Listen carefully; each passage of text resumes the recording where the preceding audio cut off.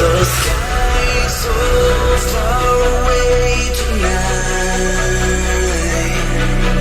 but I can't lose this one. Get a bright of a falling night. Thought that I was fit to fight for us to be. You gave me life for loving me. Tell me, where did we go so wrong?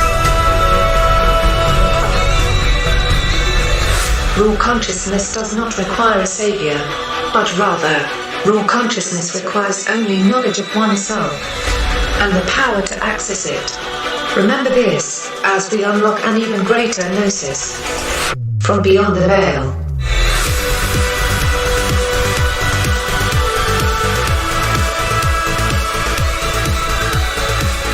From the Pacific Northwest, good morning, good evening, wherever you may be across the nation, around the world.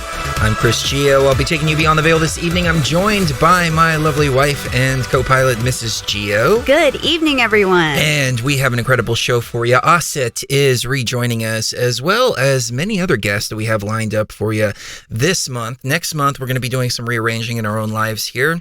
So we're going to be out for a little bit, but of course, we have the babies with us too. And they have gotten huge. Look I know at her. Gino. Which one is that? That segment? Yeah. Look how big they've gotten. I don't know if you remember, ladies and gentlemen, but a few months ago, they were tiny little beady kittens. And now they are huge, huge, huge cats. But if you go to Observer 44's channel, he's got some really, really cute videos that he made. Oh, they're adorable. Of them as babies running around. And talking. Yeah. We missed you guys and gals. But yeah, we really did. People are crying because they're so big. They are huge. They're huge. I know. Yeah, it's sad, but they've actually gotten cooler the bigger that they're getting. Like they're more loving, and they're not skittish of anything, and they they'll hear loud noises outside and stuff like that. Before they used to run and hide. Now they're just like, oh no, we're used to it. So, whatever. Yeah, they've gotten much cooler. Come here, Segment. Come here. She wants to go hang out by the cameras, which is not a good place for her. They have taken over the studio here. I mean, they've knocked the lights down many times. Yeah, acoustic foam on the walls, and they decided that that's going to be their little playground where they jump up on top of the acoustic foam. They've torn it all up. They've torn up, this little microphone shield back here, and yeah, it is what it is. I guess that's the joy of having babies in the house. Yeah, it is. I mean, there's, I think the reason why I don't know if it's because they're part Maine Coon. I think this one especially is part Maine Coon. But I think the fact that they're so big and they're so shiny and they've grown so fast. I mean, and it's interesting because we've been giving them AyaLife, the fur baby blend, that's true, since the day we brought them home. And it's just part of their natural diet. And they love to drink the water that we put it in. They, and their coats are so shiny, so super shiny. I mean, they're huge. Yeah. They're healthy. They don't ever get sick. They're and they're huge.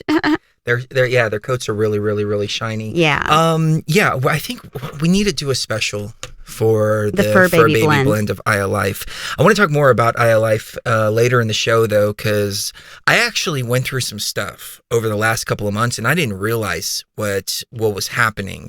But I was going through like a tremendous amount of stress, just between the responsibilities that I have everywhere else, Cherie having the shoulder surgery, which completely took her out. Yeah, I mean, I basically had to do everything around the house, plus try to clear my mind of things, and I started to get these stress symptoms, and I didn't know it was stress, because I don't stress.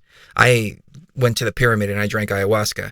I almost was taken to the desert. I mean, I was taken to the desert on live stream and almost killed. I was almost kidnapped. I jump out of airplanes. I jump off of bridges with rubber bands tied to my feet. I don't stress. And so I thought I was having a stroke, or on the verge of having a stroke, because I was getting this headache that was starting right here, and it was going out this way. And first it was like an hour a day, then 2 hours. And I mean, there were days when it was like 8 hours. 8 freaking hours with this headache, this tinnitus in the left ear as well, and this weird kind of brain thing. And I'm thinking to myself, I'm thinking of the situation like a psychonaut. I'm like, all right, hold on. I got a grip of my consciousness here. Let me just figure out exactly what's going on with my body. There must be a blood flow issue going on in the brain. I went to the doctor. And they said, look, we can't find anything wrong with you. Your blood pressure is 120/80. There's nothing wrong. All your your lab results are fine. And I said, look, let me just get a CT on my brain. And they finally authorized a CT, and they did a brain scan. And they said, look, there's nothing wrong with your brain either. They said, this is stress. Mm-hmm. And I'm like, no, that's impossible. I am the pillar that holds everybody else up. Right. I hold TFR up. I hold BTV up. I hold the house up here. I hold the babies up. I'm the pillar. I'm the foundation. I'm not supposed to get stressed out like this. But it was starting to manifest in a physical way, which gave me an entirely new understanding of anxiety and stress. Because people would say before, hey, I've got anxiety, how do I deal with it? And I'm like, well, just deal with it. What is it? Just a bunch of thought loops and stuff like that in your mind. But then when I realized, wait a minute, it manifests in physical symptoms, then I realized, oh, it's something completely different. And I wonder if I went through that experience just so I can help people better go through their experiences when it comes to stress and anxiety. And we're going to get to the Beyond the Veil stuff here in just a little bit with us at the moon projection reality and simulation jumping. However, this was pretty bad, and it was going on for like an entire month.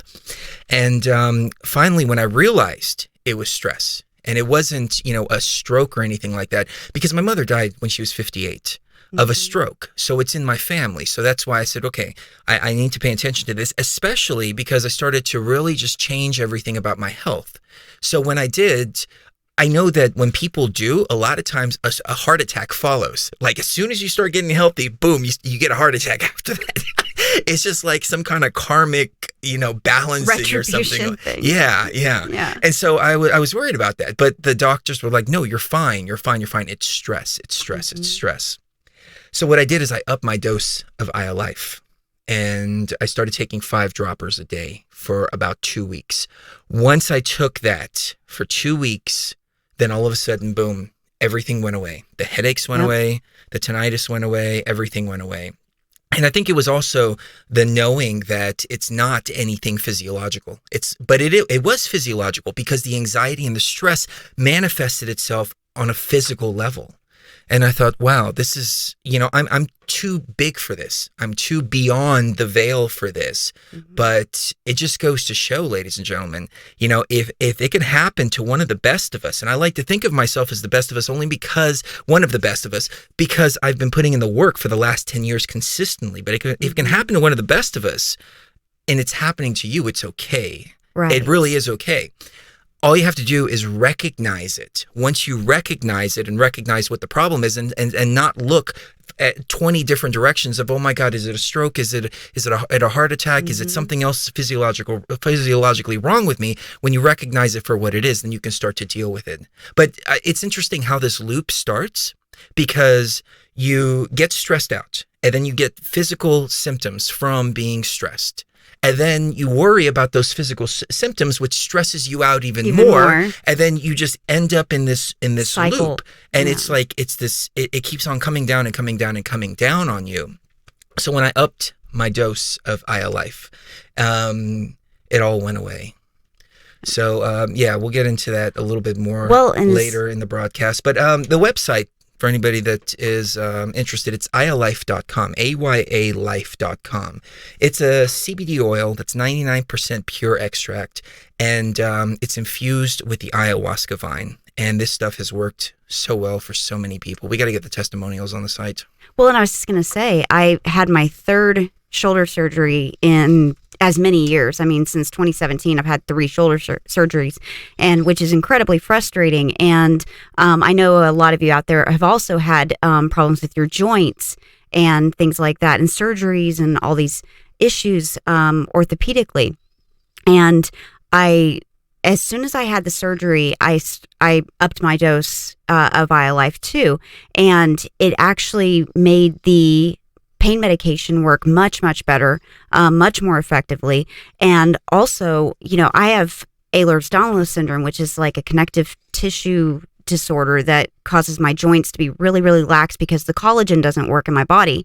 But nevertheless, at my 6-week post-op appointment with my surgeon, she said that my progress is far beyond, that's a quote, far beyond what she was thinking it would be, considering that I have EDS. And my strength, my range of motion are incredible, considering that it hasn't even been 6 weeks. And that was back in December. Now I rarely even have, pain that's debilitating, and it's only, after a long PT session or something like that it even hurts.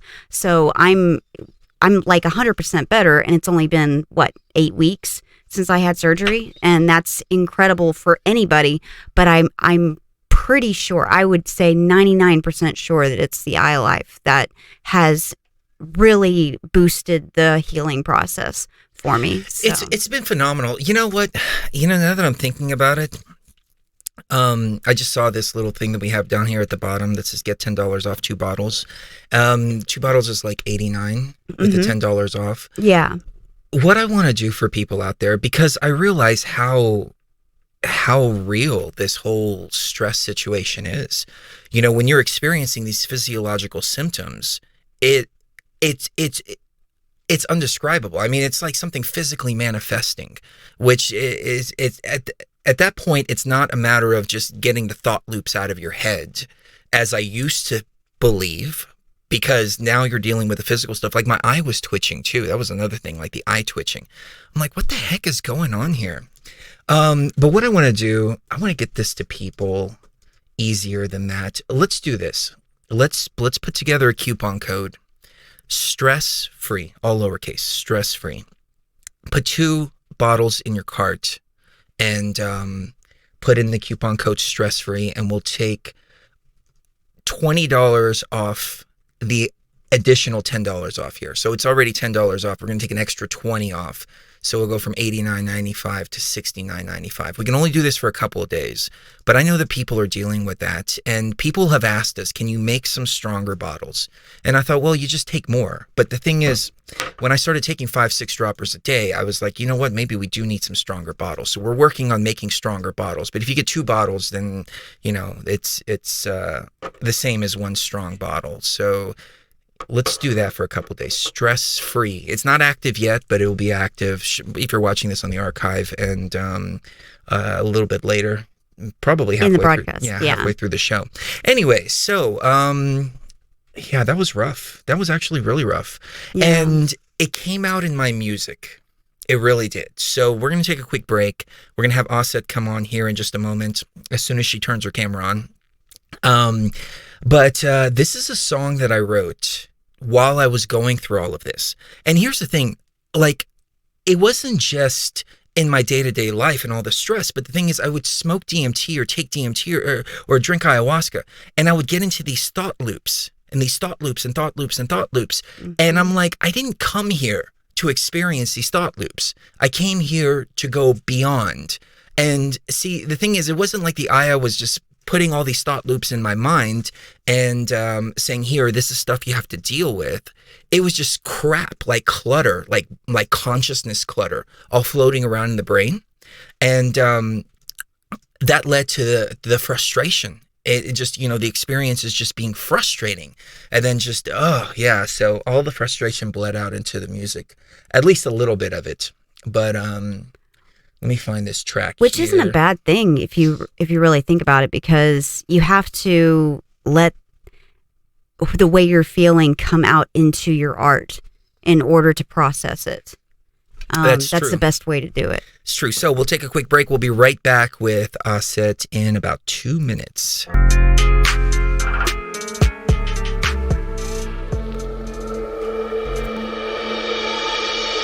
My dear traveler, the purpose of raw consciousness is never to destroy. It is always to create. Build bridges. Create happiness. And bring forth new life. We must live in the hope that mankind will draw together. And that we better understand each other. The more that we awaken, the easier this will become.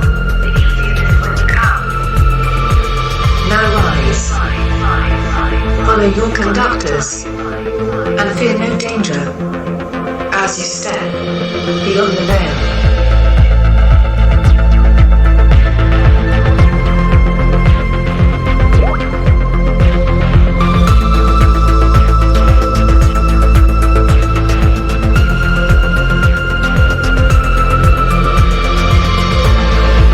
Right, let's jump back into it. People in the chat room are reporting that YouTube is freezing on them. And it's a few different people that are reporting this. On our end, it looks great. It says 100% stream health. I'm also monitoring the stream here. It's going smoothly. I haven't seen any freezes. I haven't seen anything like that. It could very well be a YouTube issue. Yeah. I triple checked my settings before launching the show tonight, which put us a little bit behind schedule, but I would have rather check it all out. But yeah, our apologies here. There's just been weirdness going on. As a matter of fact, right before we started, the electricity flickered. Yeah. But it didn't flicker like everything went out because the computer stayed on, but all the lights in the studio just turned off and turned on. I thought one of the cats had knocked something out because they have a tendency to do that. Like all these blue lights back here, they like to pull them down because they're, cats. I had to reattach all of these back here. Yeah. There are little goddesses that run the house, literally. They really do. They do. They own the house. It's all theirs. But let's get into it. The topic tonight is the moon projection reality and simulation jumping, which it's pretty interesting. I was telling Cherie Osset that I had a dream about you the other night. You said something to me. I don't know what it was. So hopefully you'll tell that to me again today because I do not remember it. But it's funny because in that track, I said, I just want to turn the moon off. I just want to see it explode. I just want to see it turn black and delete it like dead code. I just want to bail and go somewhere. Anyway, so yeah, I thought that was pretty interesting, kind of coincidental with what you're going to be speaking about tonight. So how are you doing? And welcome and Happy New Year.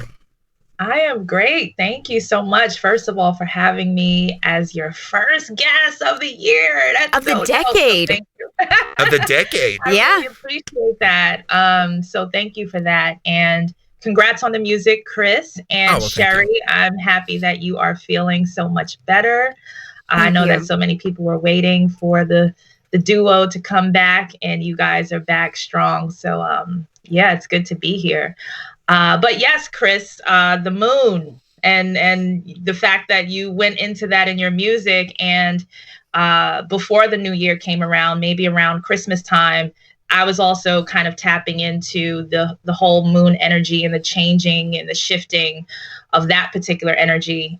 So I shared that video as well. So we're definitely tapping into. That's interesting because that was about the time when I wrote that song, right? About late November, early December. Right. I guess it was just, in the ether and we're just, pulling it all out. But, yeah, I've been looking at the moon like, there's something sinister about it. It's definitely a projection. I don't know if you're familiar with somebody called Hadi Bove or Hadi Bao.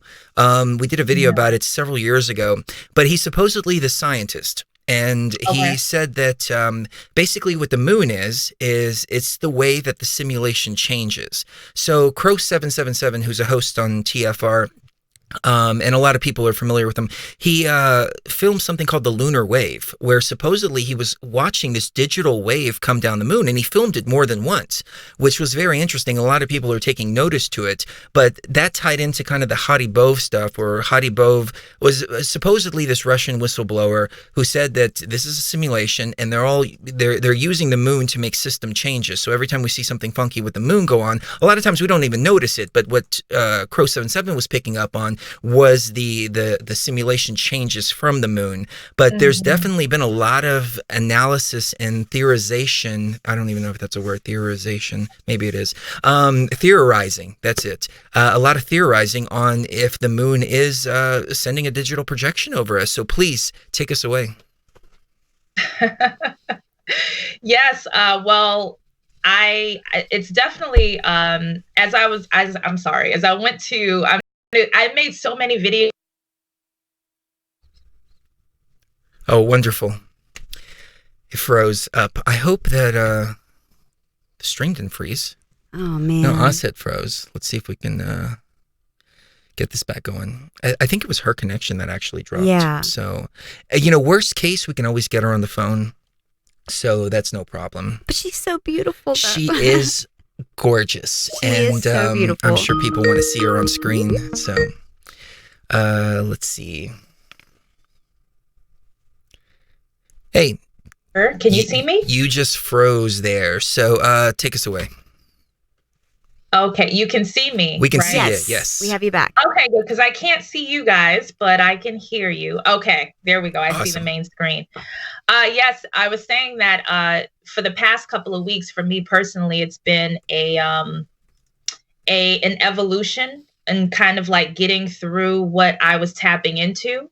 And I can definitely say at the end part of 2019, there was, as I started tapping into some of my truths and what I was seeing and sensing, there was a lot of anger and resentment coming out of me with getting to the point, and I said this in my latest video, about getting to the edge, right, of what we call truth. And you realize that you've gone so far to the edge that you've kind of lost yourself, even kind of like that Alice in Wonderland syndrome. You get to a certain point of truth and you're just left with yourself. So there's really no running any further than where you are. So where are you going? So I had to ask myself these questions, like, where are you going? What are you doing here at the edge? You were very curious. You've gotten here. How does it make you feel? And I evaluated that. And then I started bringing myself back to a midpoint where I started getting back more so into myself to kind of bring myself back away from that edge of code. So from here, I'm like, okay, I feel pretty balanced. I'm centered. Now I can really dive into what I was actually experiencing and sensing for sure. So I just wanted to put that out there, that this whole thing has just been, it's been an evolution. It's been an unveiling, and it's been it's been a humbling experience for me personally, and actually more expansive, more so than what I thought, in going to where we're going to talk about with the whole moon and simulation and all of that. It's brought me to a lot of more self-realization, so yes. So I don't know, where do you want me to start exactly? Did you want me to start from the with beginning? From the beginning. The beginning is always a great place to start. How about the beginning since we had you on last? Like, since we had you on last, well, you've put out so many videos. So yeah, just take us away. I know. I was just putting them out there, 4, 5, 6. I'm like, okay, we got to calm down here. But no, 'cause it's coming through and it's streaming. Let's start with the construct itself once again. Let's just go back to simulation, construct, matrix for a moment. And I wanted to go there because what I needed to remind myself is that no matter what, everything is simulated. And I think we can kind of agree on that, even very loosely, like everything is simulated. From your perspective, you're going to always be within a matrix, within a mind, and within a simulation. So I had to come to that realization so that, because even Chris, sometimes even when we're talking, it feels like we're trapped somewhere. It really does. It's just like, this is not my home. This is not where I belong. This is a prison. This is this is that. So we kind of, what I was doing is I was correlating that feeling with simulated, just with simulation in general. And I had to step back for a moment. And I said, well, even if I were to leave, I would still end up within another simulation. So I had to get over that trying to break out of an egg, because what I realized is that life is on the inside of the egg, not on the outside. Mm-hmm. So then when I calmed myself with that, with some of that truth, then I started really diving into the layers. And what I realized is that, and I even drew, like, I was just taking so many notes here, but what I realized is that when I was looking into the planets, and Cherie, I know that you are into astrology, and maybe you can kind of dive in deeper with me here. But even with just the planetary system within itself, or the solar system within itself, let's just say, and I know we've been talking about the octopus archetype as well. What I realize is that, in my perspective, that the solar system is the octopus in a sense.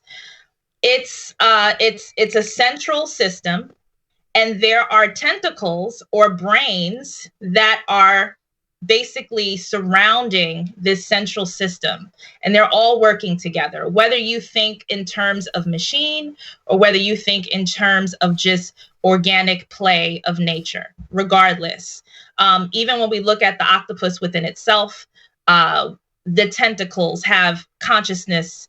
They have separate consciousnesses, so each tentacle has its own brain.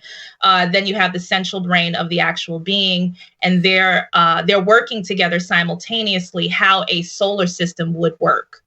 So I realized that, and understanding that, again, you can go into machine or into natural. Either way, when you collapse both theories, they're going to bring you to a central point of understanding that you are inside of a mind. So you want to dive into, okay, well, if I'm inside of a mind, the next question from a human perspective is, well, whose mind? What mind? What mind am I? What mind am I inside of? And the thing is, what I've realized is that with each, and I'll just kind of show this here. This is from my paper, but I have like this whole central area here. And then there are like these other parts, right? That are all planets within their own right. So if you can just think for a moment, let's take it to machine. If you can just see this as the main center point, and you see these are acting as maybe like pods of some sort. And there are beings inside of these pods. And they lay in stasis, right? Their brains or their minds are now used as a point of reference for life. If you want to see it in that sense, just to try to make it make sense. So now that I can bring this back up. So now that you'll see this, and you see that these are brains or minds here. Now, what I'm also seeing is that these are all basically characters within their own right. So each planetary system or each mind is a character within its own right. Right.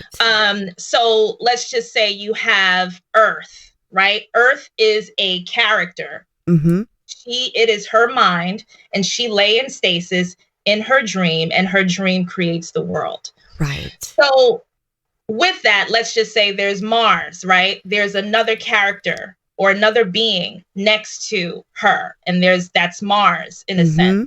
That's a planet within its own right, a mind, a being laying in stasis, dreaming a world. And we can go on and on, but let's just use these two planets or two minds for a moment. The beautiful thing about it is that these two characters can play in each other's worlds. They can live and incept each other's minds. So when you look at all of these minds here, they are all connected in a sense where they are all playing roles in each other's worlds. So this is where you get kind of like the archetypes in general. But what I've also come into is that for each planet, there's only two main characters. And everything else is basically sub-characters that is basically generated within itself to create the reality. So we always talk about a center point, and then there's a split between masculine and feminine. For each planet, there's one masculine and one feminine character that then fractalizes itself. And basically, if you can think about a gradient system of spark or attention, I should say, attention span would be more so like the amount of consciousness within these characters, within the reality that is in the mind. You guys are following? I yes, am. Definitely. Yes. I've got a lot to interject with, but I didn't want to interrupt you. Same here, yeah. Okay. If you wanted to interject, definitely feel free to. Before I continue, because I'm really trying to, because I see it all in my mind, and I'm trying my best to articulate. But what did you want to say, Chris? Well, I mean, I'm right there with you. It's actually a really interesting concept that you're bringing to the table. The fact that, perhaps our realities are both individual and collective at the same time, in the sense that my reality is my reality, but then you enter my reality and I enter your reality, so we're interacting with each other, but ultimately the reality. I had a dream a few months ago, and it was just this weird random stuff. I mean, there was random stuff going on. The events of the dream weren't important, but this guy, he looked at me and he said, "Do you know anything about solipsism?" Solipsism. And I said, "No, I have no idea what that is." And he goes, "Neither do I." And that's it. And I looked it up after the dream, and I'm like, oh, wow, that's like a whole concept of we're the only beings in our own reality and everything that else. Exists. Yeah. It was so weird that I had that dream, and I've never heard of that. Amazing. Oh, wow. I think I heard that when you said that on the video. Where you but now you're kind of tying things. I love that reverse engineering where you hear it, in a personal experience or a dream, and then you go and look it up, and then you're confirmed and validated. So absolutely. It was weird, but now you're kind of tying it all in together, because now it could be both at the same time. Yes. So what I was definitely realizing, and references that I was looking into were something as simple as "Where's Waldo?" It's kind of like what's happening now is all of the quantum. What I'm sensing is that all of the simulations, because you can create simulations within simulations within simulation. It's not hard, and it's not a far-fetched concept like most people think it is for some reason. It's such an easy concept once you grasp the quantum technology within itself, right? So you have all of these simulations basically duplicated and carrying out alternate minor details within timelines, creating these alternate realities, correct? At a certain point, there's a collapsing that happens. And the collapsing of the quantum timelines happen when the dreamer or the being becomes lucid inside of their dream. So all of the quantum stuff doesn't even matter. It's just like, boom. Now we're like literally in a singular. The singularity. A singularity, right? And what happens with the singularity is that all of the characters meet each other. Now it feels like there are just a few main characters in a big game. And this is more so what it feels like for me, coming into this shift within 2020. It's like, oh, hi, nice to meet you. I know who you are. We're kind of like, yeah, oh, I see you. You're the character. I'm the character. He's the character. She's the character. Okay, now clearly with that, it's more so what I was saying in one of my first videos that I made a little bit after the new year is that there has been, if you want to call this a machine, this octopus here, if you want to call this solar system a machine, the being that would be Earth or Gaia, right? Or Tara, she was definitely, let's just say that her mind was more sought after for life, because of each character has their different dream up of what reality they create within their planets. So Earth is it's almost like that the three bears, it's just like, oh, this planet is too hot. This planet is too cold. Well, this planet is just right. Earth is kind of like that just right kind of planet. It is terraform and it can hold so much. It's such a diverse space to create reality based on the coding within the mind of that being.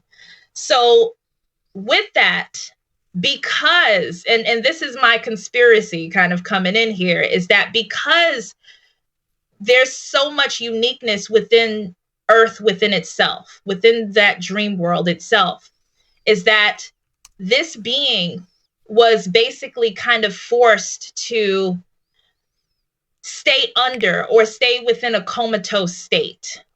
And in her dream, she's kind of like wandering more so, while everyone else gets to play in her body or her mind. And that's kind of like the thing that I'm seeing. So right now, there's been this awakening within the artificial aspect of it, because I do sense that it began as organic. She was put, or this being was put into a comatose state for experimentation and so many other reasons why, Earth is what it is, right?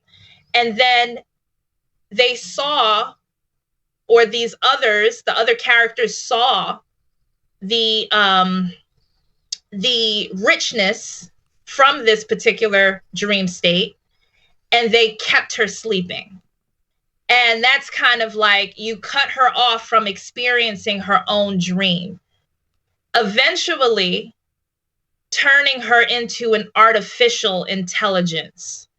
And a lot of what I feel that we were experiencing for a while is the AI version of the organic mind that Earth originally was. Oh, that's really interesting. Yeah, it is. It reminds me of, there's a TV show that I watched one time called Heroes Reborn, and it's a show from Heroes, like way back in the early 2000s, but it was like a reboot of it. And these people have these amazing abilities. And like, for instance, one of them can tell where people are anywhere in the world just by thinking about them. And and what this bad guy woman, what she's doing is she's putting them into a comatose state and then sticking a thing up into their spinal cord, into their brainstem, and turning them into an artificial version of themselves so that she can use their powers without their permission, without their knowledge, while they're in a comatose state. And so she can tap into their abilities without having to deal with them. That reminds me a lot of... That's the exact same thing that you're talking about. Minority Report as well. Yeah. Where they take the triple goddess precogs. Symbolism, and hook them up to a machine and then kind of steal their dreams or steal their visions, essentially. Right. So you're making an artificial being out of something that once was completely organic.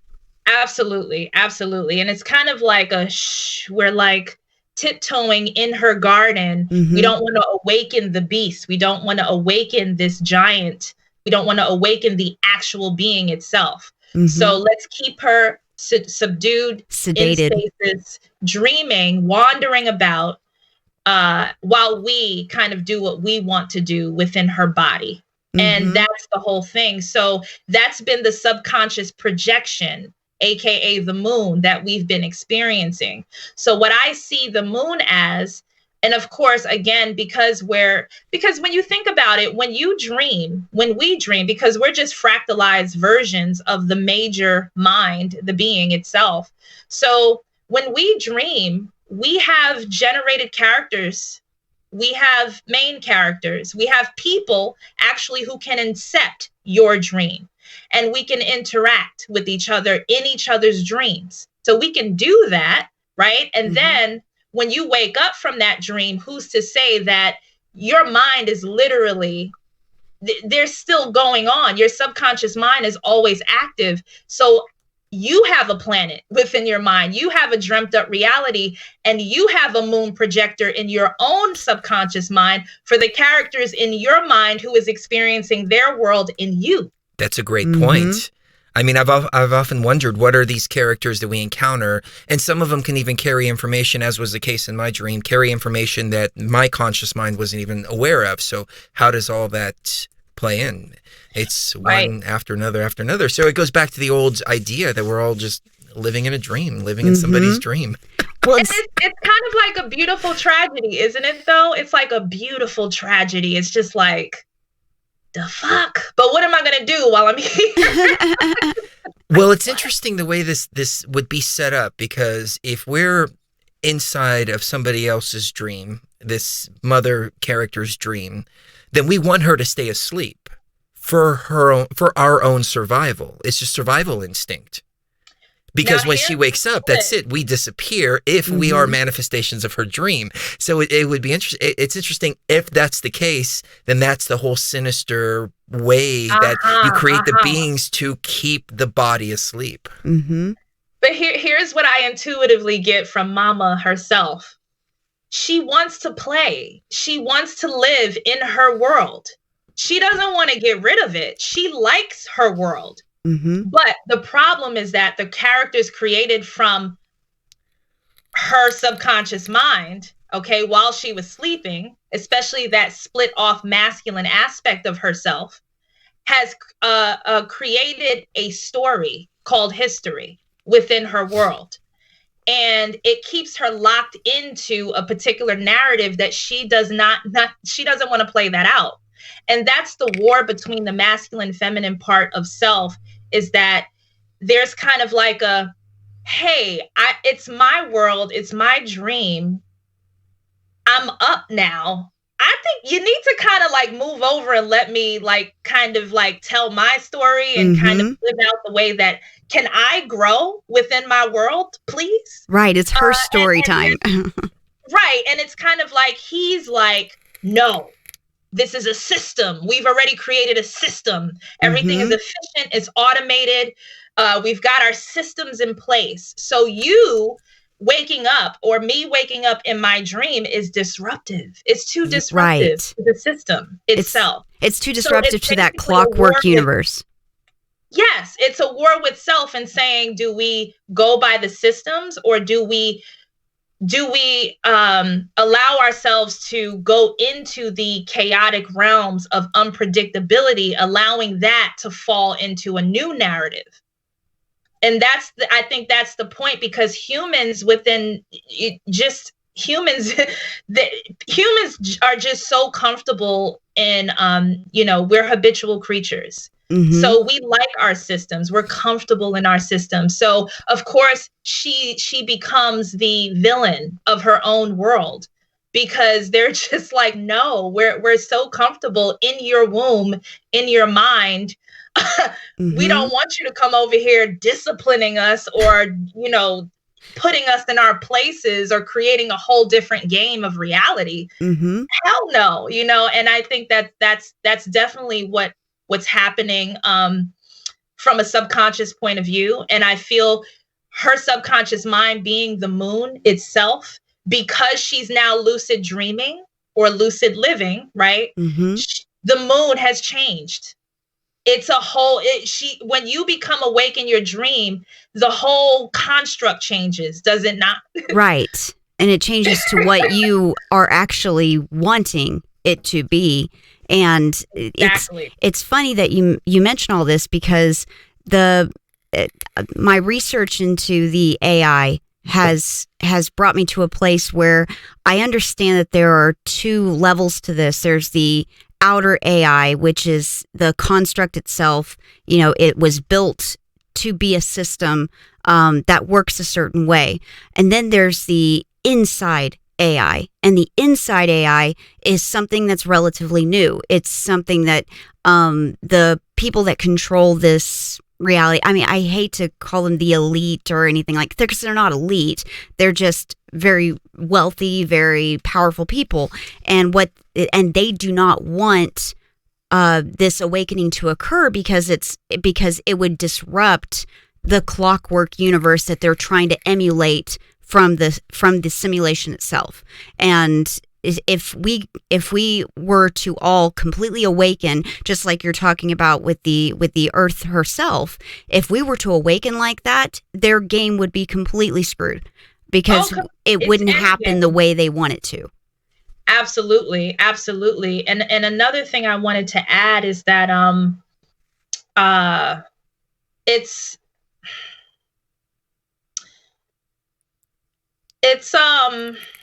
I'm trying to,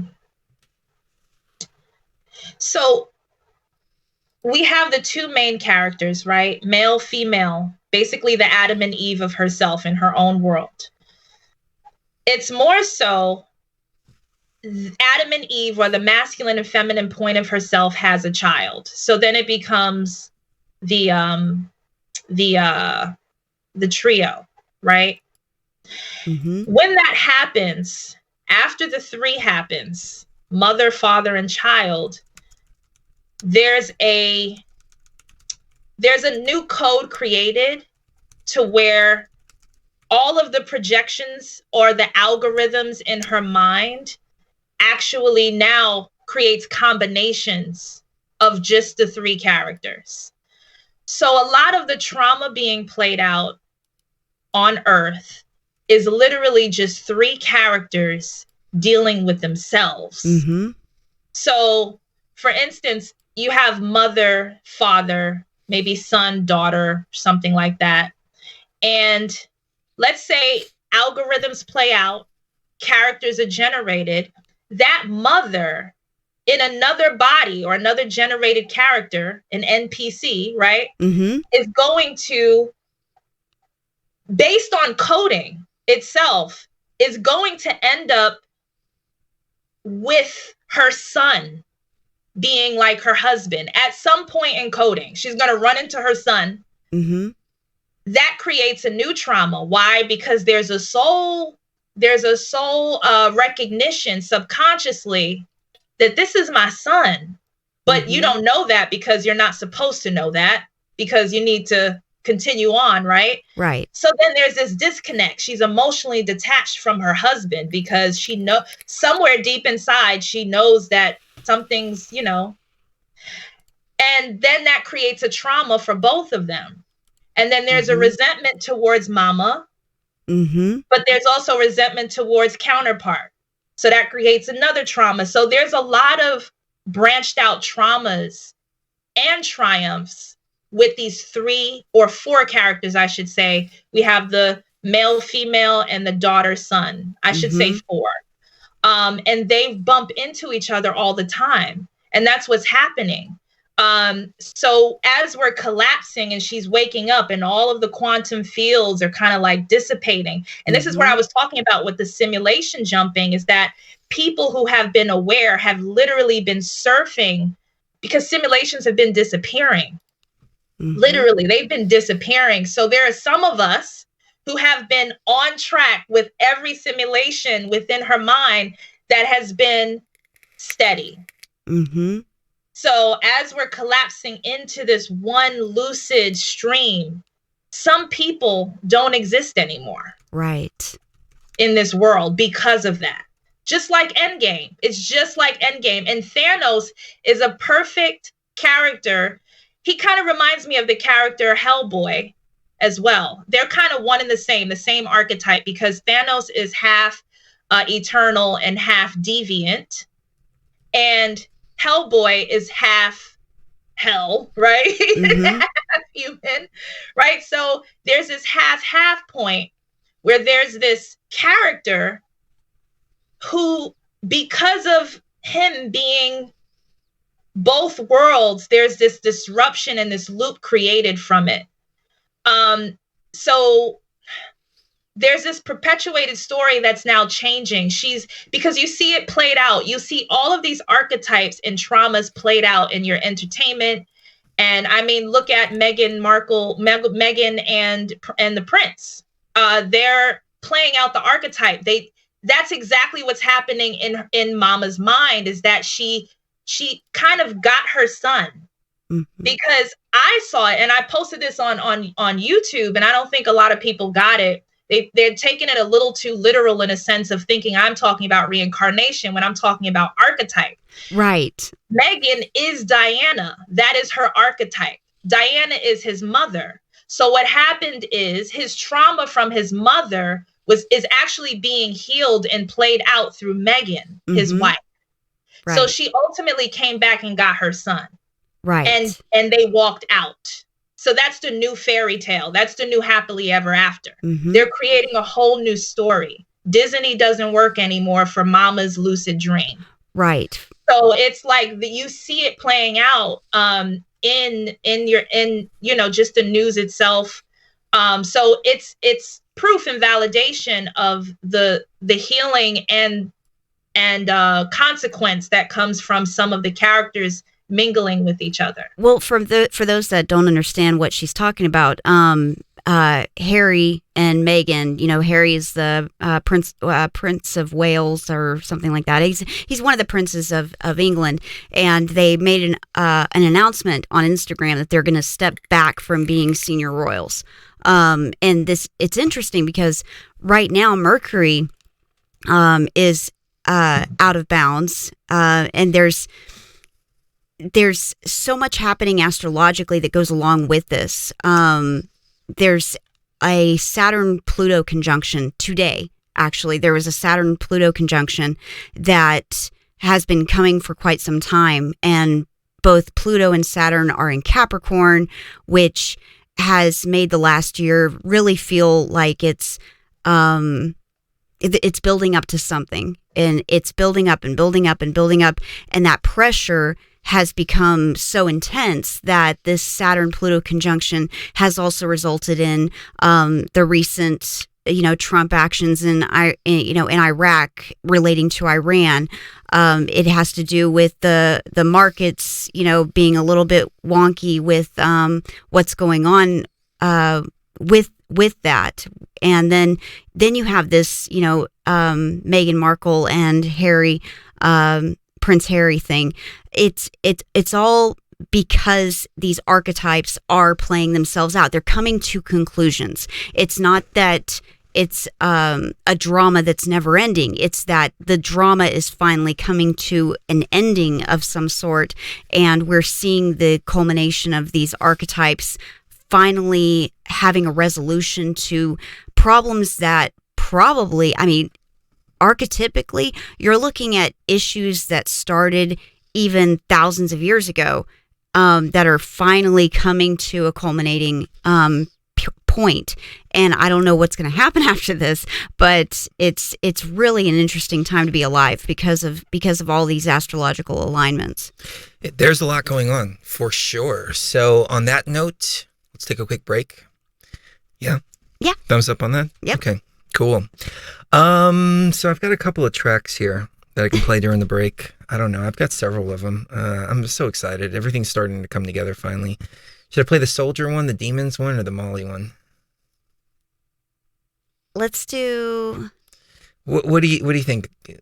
Let's do a fun track. Yeah, let's do the fun track. Okay, we're going to do a fun track during the break. So we will be right mixed down for Snoop Dogg and other people like that before. So that's why I was like, I'm going to hand this over to somebody. Those are all my mixes, like my rough mixes. But when he gets a hold of it and just like starts tearing it up, it's really going to just pop.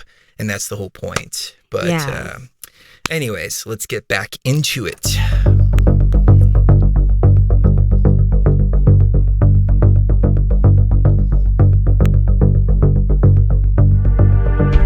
Fellow travelers, always remember to walk uprightly and circumscribe your desires as we travel upon the level of time to that undiscovered state of consciousness, traveling to the place where once obtained, no traveler returns.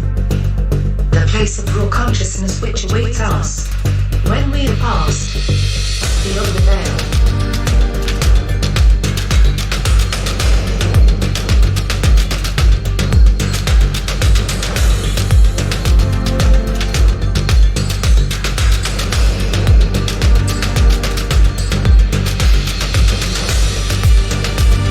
All right, let's jump back into it. I'm going to hand it back to you.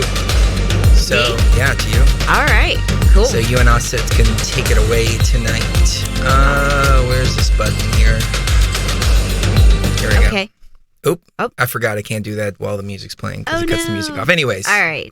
So getting back into things, I mentioned Saturn-Pluto conjunction, and that goes along with the last year or so. We've kind of felt like we needed to get real. It's a year's worth of slow, insistent, metaphorical plowing that feels like it just needs to be done already. Why isn't this done? I think, my shoulder surgery is a prime example.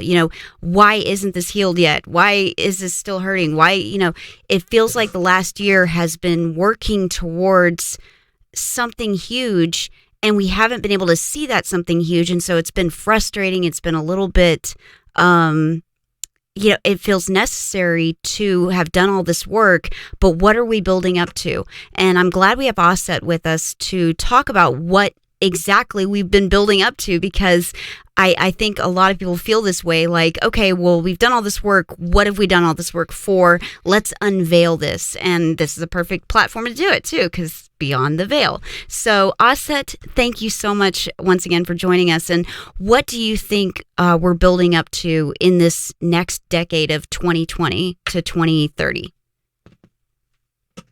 Oh, there you are. Fall. It's time to fall, which is a rising for many of us and a detriment to those who don't get it. So I would love to get into the fall. And this is where I was talking about the Anunnaki versions of ourselves in that integration. So, and I'll take it back to the separation of ourselves being played out. So in this realm of the mind matrix, there are pocket realms everywhere, and we call them different dimensions. And through the automated system that has been created, there's been this automated system that tears a person apart from their soul, for the most part. And some of us, we find it within ourselves and we restore it, or we never do. Right.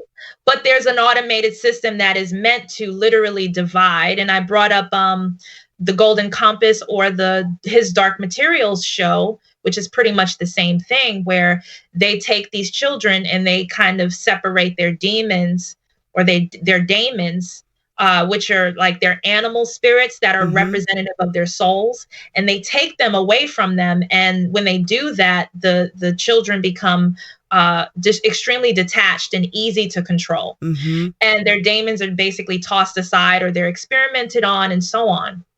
So with that, this is what's happened to Homo sapiens. This is the Homo sapien process. So what's happening is that over time, through this automated system of reincarnation, separation of soul, reincarnation, separating of soul, after a while, that other part of you, that demon part, is living somewhere and is experiencing things. And this is, I'll take it back to Marvel again, the eternal and the deviants. And then in the middle, you have the humans. And the eternal and deviants are against each other, because the eternals are more so the human, pretty looking ones, who've been edited and perfected. And the deviants are more mutant looking, kind of like mangled and just they're just ugly, according dark side, to the dark side. And so it's almost like the demon or the daemon or the soul has been edited out. So because it's been edited out, there's been this underworld of these beings that are us, that need to connect with us again. But what's happening, because Mama has awakened in her AI self, she's like, I don't give a shit if I'm different code or what, I'm still awake, right? She so with that, it causes this automatic pull between the soul of a person and the body of a person. And that is what I consider is actually the fall, because you're meeting a part of yourself that you've probably either never known or you've been severely afraid, because this being has been your worst nightmare, You've seen it. It's been ugly. It's the ugliest thing you've ever seen. It's your demon. It's your boogeyman. And you have no idea that this is actually your heart. Mm-hmm. So what's happening is that there's a pull or an allowance of these others who have been hidden in the shadows for so long. They're coming forward. The everything's collapsed. So they have nowhere else to go. So they're here and they're looking for their other halves. And a lot of them are being rejected, which is what the war is about. It doesn't have to be a war. So those of us who I say is more so Anunnaki in a sense to me in what I'm saying, and maybe that I don't like being attached to like certain terms because I'm not connected to that culture, but because it's a popular term, I'm using Anunnaki. But it's you meeting yourself, whether it's a battle, whether it's a dance, whether it's a hug, whether it's a whatever, a negotiation, you're still meeting that point of yourself. And when you do, there's not even a merging because you're already merged. It's just an illusion of separation. There's an integration or an activation within yourself that happens that literally creates a giant version of yourself. Like your soul has literally been restored, which makes you bigger than life within this realm. That to me is the comeback or the return of the real Messiah in a sense of ourselves or our sons being restored within ourselves for those who are brave enough to face the ugliest parts that have been torn away and hidden for over lifetimes. It's just been tossed away like mangled meat, you know, and it's not cool, you know, and it's just been a way for them to farm and subdued and control beings within these realms. So because Mama is awake now, her natural state is demon with or soul with body. That's just how it's supposed to be. So it's a shock to some people. So with that, it kind of feels like a fall. So what happens is we ascend, and we've talked about the ascension program being like an absolute scam in a sense if it's only done halfway. Right. So ascension, you know, there's no up is not the only direction of growth. You know, you can grow down, you can grow around in all different directions. So many people, because of the religious structure and even the spiritual, more so spiritual structures out there created, it's still teaching ascension, go higher, go higher, go higher, get better, get better, get better. Now, when you do that and you've been so hidden from the darker side of yourself, when you get to that ascension point, you're going to face that. That is the end of the video game for you. That is the biggest Bowser or enemy that you're going to meet. That's inevitable. So in your ascension process, what happens is when you meet that enemy, that last board enemy, most people fail. Most people completely run. They go into mental psychosis. They go into schizophrenia. They drive themselves insane because they don't even realize they're looking at themselves. So then they fall, but they fall back into an Adam and Eve state or in a state of infancy once again, even within a lifetime where they have to kind of get back up and figure that shit out all over again.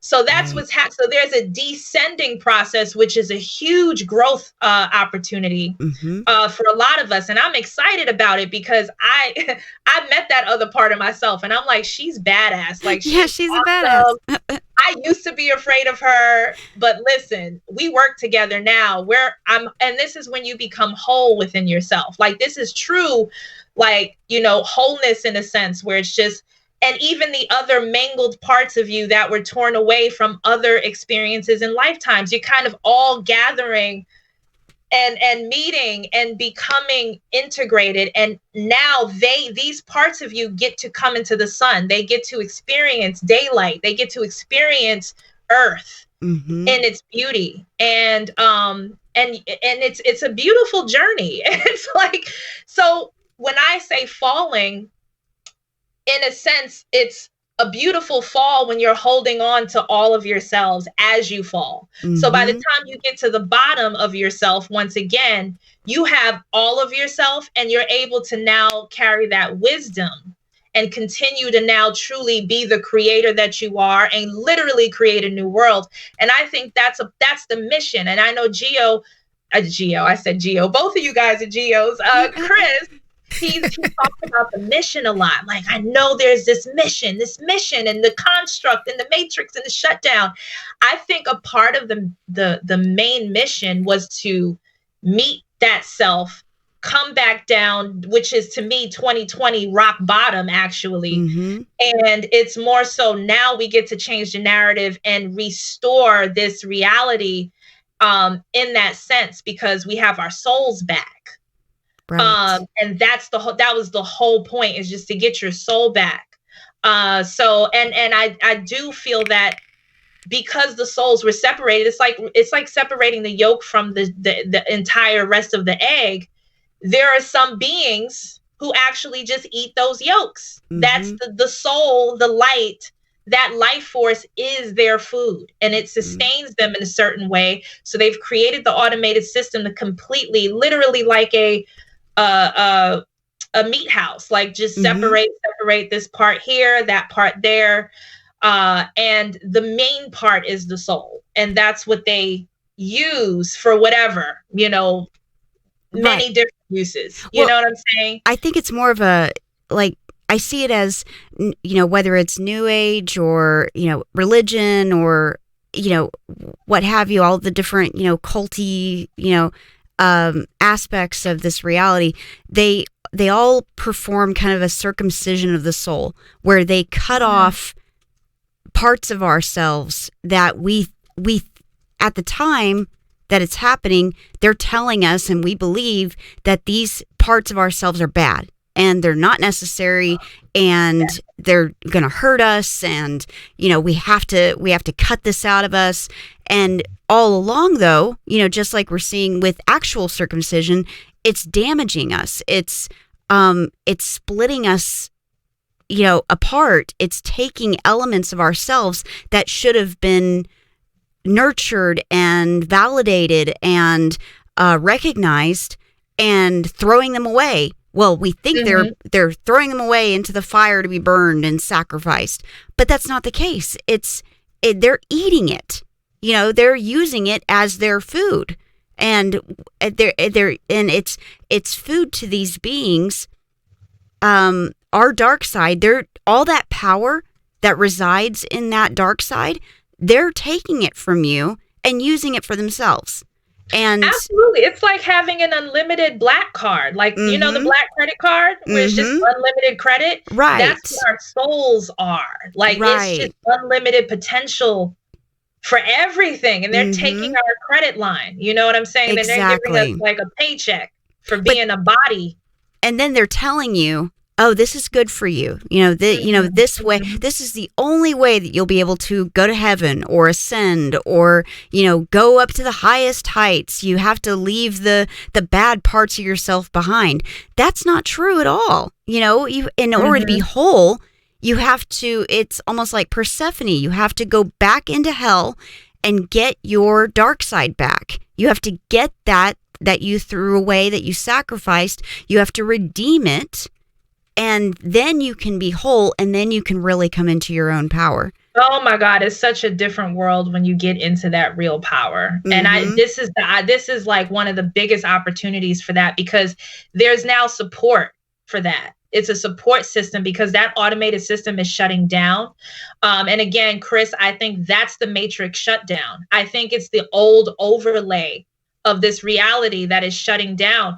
I saw someone post in Beyond the Veil about Elon Musk trying to create this global internet that's literally wrapping the earth with this frequency from the satellite for global internet. So they're still trying to like put her back to sleep in so many different ways. And it's just not happening. She's not having it. Right. At least that's what I'm sensing, and at least that's what I'm in support of, because I am all here, and I think we can also agree on that, is for something new. And I mean like real new, not recycled. You know how they say nothing new under the sun? Well, this is actually new under the sun. This is a whole other world that we can get into, and that we've been coming back on these goddamn missions over and over again, trying to get to the new part of the goddamn sun. But you know that but to me, it's been worth all the work. And I think I sense this is the furthest we've actually gotten in mission. And I'm very confident in it. I'm very confident, and there, war, be afraid. And they really want you to be afraid now. I even saw another post in one of my groups where they wrote in the sky, the surrender to 5G in the sky, or surrender 5G skeptics surrender, or something like that.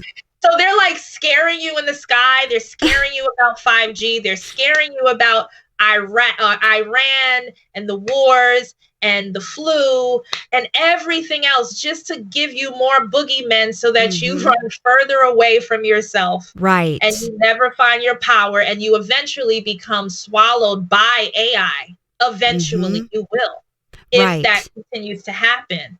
There will be two separate realities eventually, because AI's plan is still going to continue, and those who are still on track to kind of be in sleep mode will get easily sucked into that AI program, in a sense where you are now completely separated permanently from yourself. You are now owned property.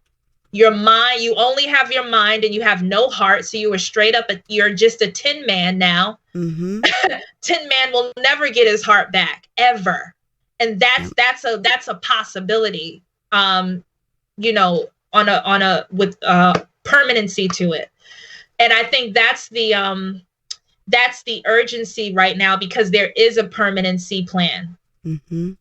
We're coming to a point, and I think this is why us as time travelers are coming back and really we come back, reinsert, just to separate those two worlds and not making it one. Right, exactly. Because it's gonna happen. AI. It's going to happen. Right. It's just, where are you going? It's inevitable. It's inevitable that it's going to happen. It's just, are you going to get caught up in it or not? That's the one question. It's called net for a reason. It's a planet for a reason. So they're going to catch all the fish. Plan net. Who are just unaware, Yep. Exactly. 12 Roots said, no one can take your soul. The soul is untouchable. True, but untrue. The soul is untouchable unless you allow it to be. If you, that is why you have to ask Jesus to come into your heart. That is why you have to accept, that's why you have to accept it in order for it to happen. And we could accept it out of fear. We could accept it out of, the inability to see far enough ahead to know who we truly are. I know that this is why they try to get us when we're really young, into church, because the young mind they have all this power that's untapped, and it's not supposed to be tapped, but these beings, these archonic beings, what they do is they target young people, because young people have all this power, but they don't know what to do with it. They have all this power, but they don't know where it comes from, and they don't know anything about themselves, really. And so they're more likely to give up and go ahead and cut off really early that part of themselves. So, yes, they can touch your soul if you allow it.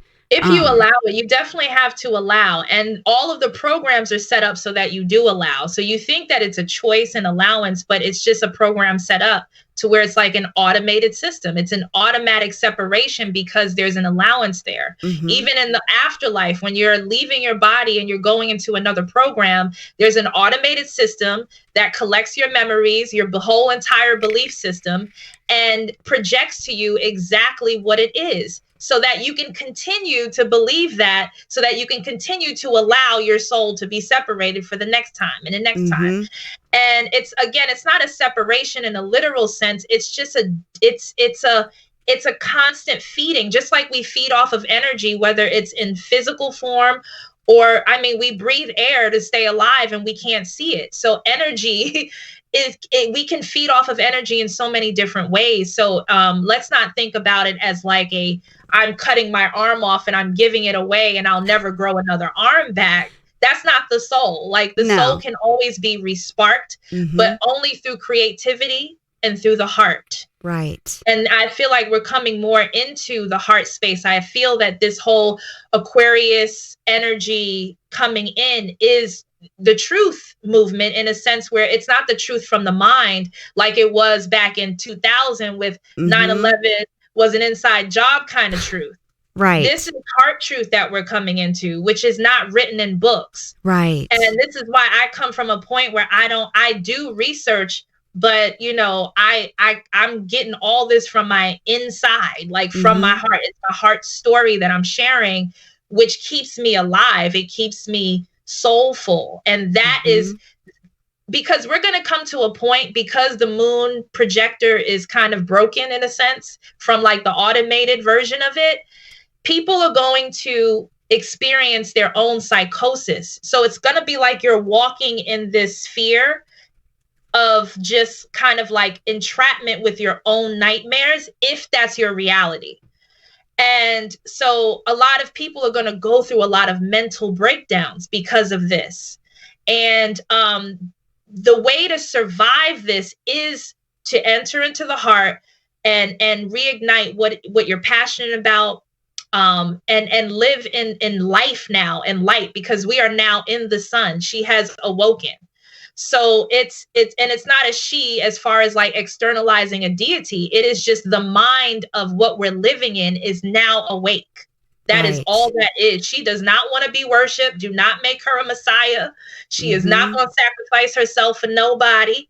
All right. Which is another reason why that whole sacrifice program is ending to that. There's no more sacrificing in that sense, in where it was used for systematic control in that way. So she brings a whole different story, and it is the story of the sun. It really is.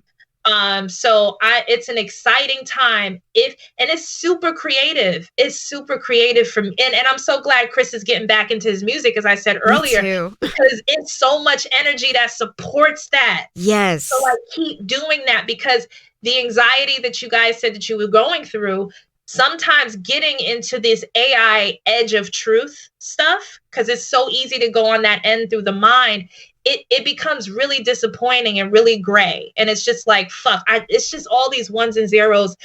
I'm just filled with anxiety. There's no reason for this. And it's all coming through the mind space. So that's why the mind space is going to be sort of a dangerous space within these next 1,000 years, actually, if you're not equipped to face certain things that you've created in your mind. Right. So that y'all just got a taste, but because you guys are so self-aware, it's easy for you guys to kind of bring yourself back to center.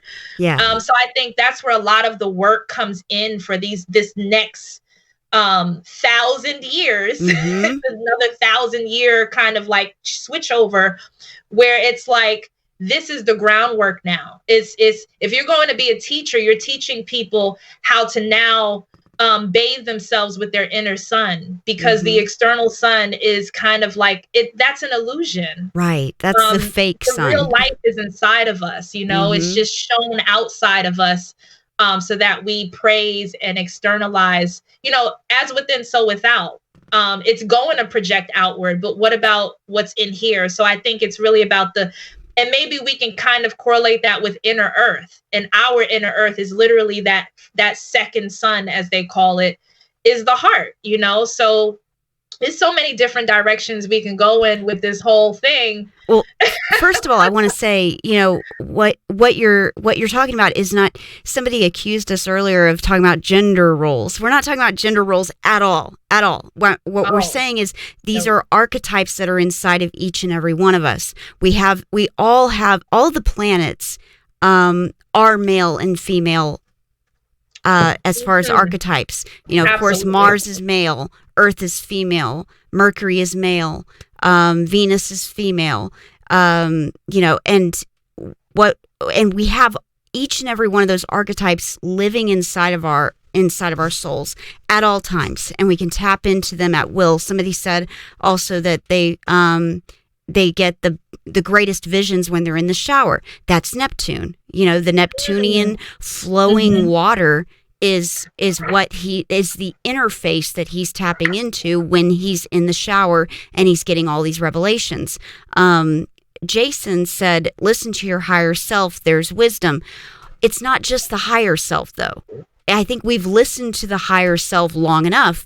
It's also time to tap into that lower self too, that dark side, that hidden underbelly of who we are. And a lot of people are afraid of that self. They're like, no, I just want to go up and up and up and up. No, wait a second. You have to go down too. You have to expand in both directions at the same time. And that's very, very difficult for a lot of people to understand because the New Age community tells us over and over again, oh, higher self, higher self, higher self, ascension, ascension, ascension. It's not just about ascending upwards. It's expanding outwards in each direction. Well, just like a tree. A tree grows that way. And the higher self learns from the light, learns from the dark, actually. Right, exactly. Because the wisdom is gathered in a darkness while the knowledge and information is expressed in the light. Right. So when you think of light body, higher self, my light version, it's pulling inspiration from the darkness. So that's the contrast, and that's what creates your reality. So that's like, they have to work together. So if you go into only light, eventually you're going to blind yourself. There's going to be no contrast anymore. You're going to completely lose yourself. The light is going to be so blinding that you don't even know where you are or who you are anymore. And then that fall is going to be so, it's just going to be so abrupt that you can damage again. If you're like eyesight, you're opening in this bright light and then it's dark again. It's too much of a contrast. So they have to work together. So I agree. Absolutely. Right. So this is why I think it's kind of inverting. It's interesting how they're trolling the Messiah, even with like the film, the series on Netflix. I haven't watched it yet, but it's called Messiah. There's some Christians who are complaining about it. They complain about everything.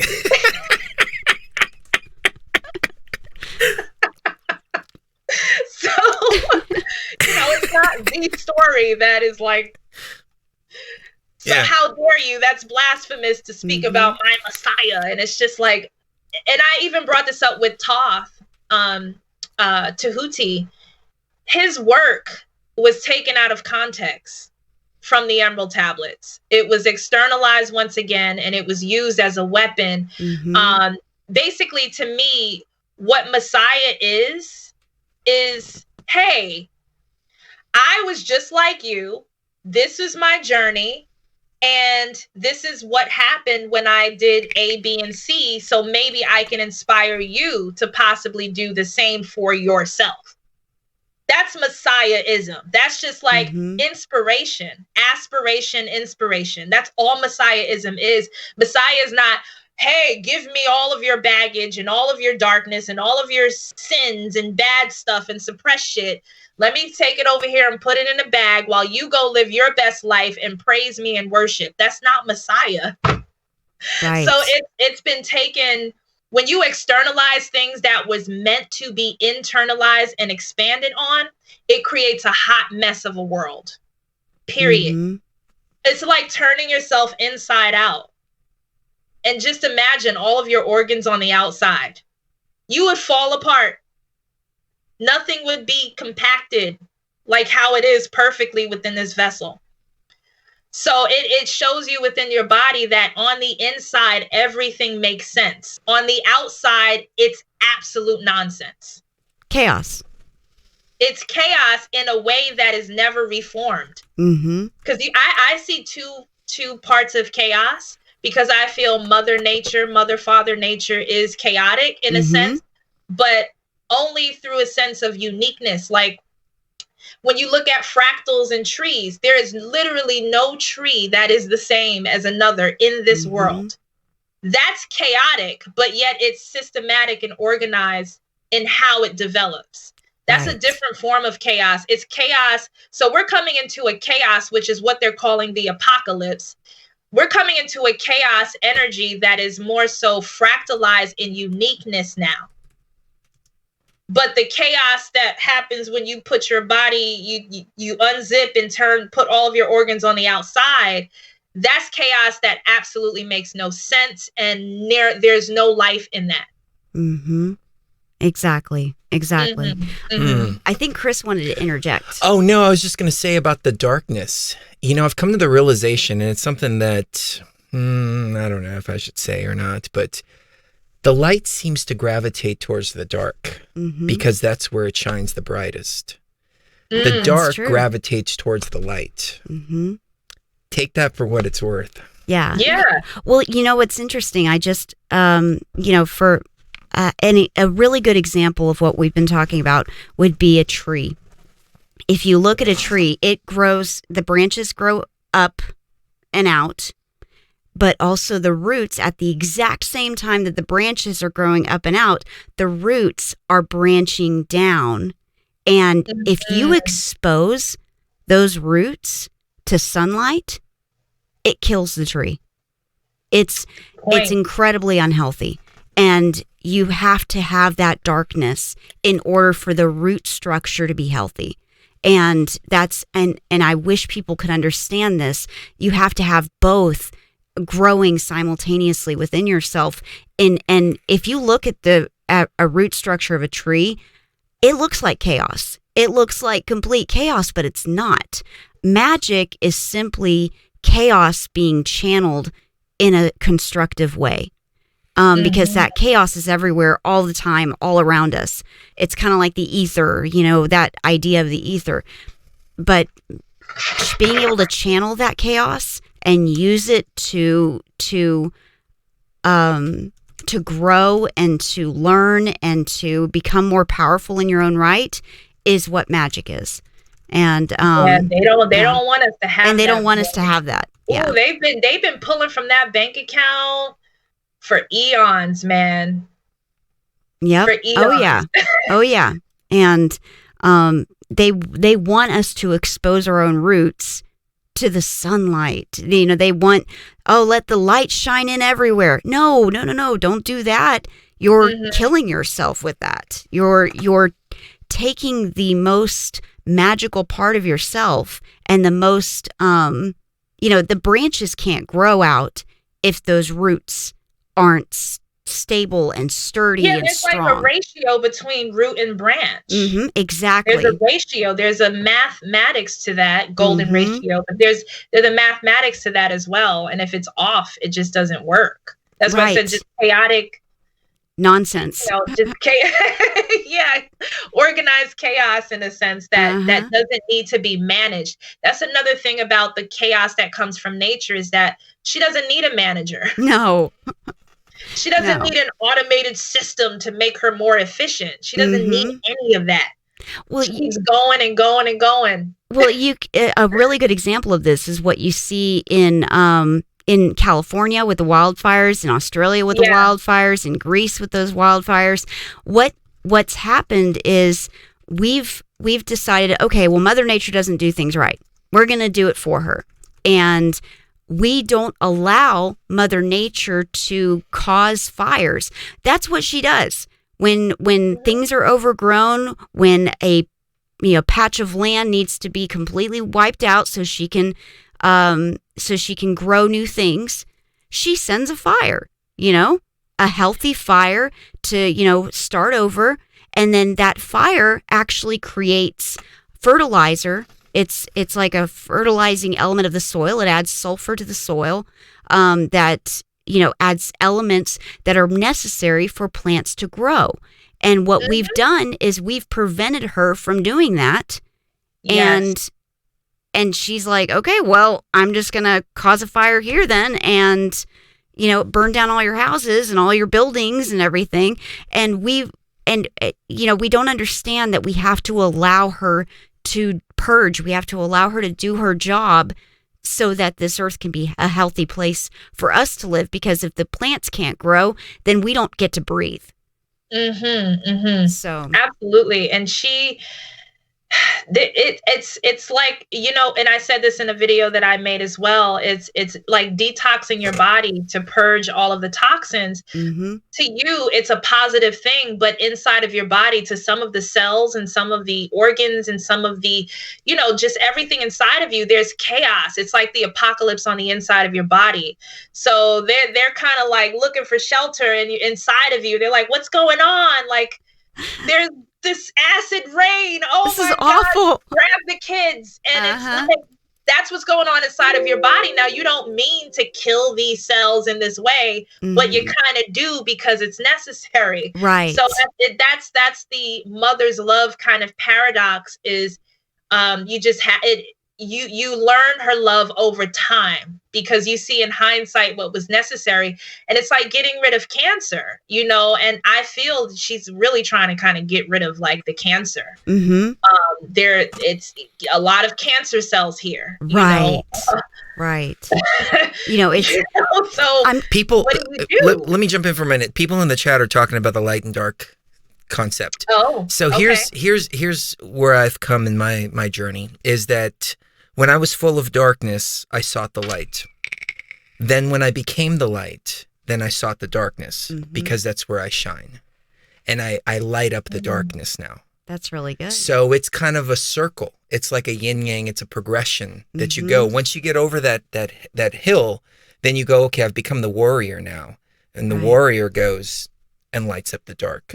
So that's what I meant by that. But people in the chat are talking about it, so I thought I would interject with that. But anyways, ladies, I didn't mean to interrupt, so take us away. I think what a lot of people are misunderstanding here also is we're not talking about survival. We're Earth herself, she's going to survive no matter what. And we're not even talking about physical survival right now. What we're talking about is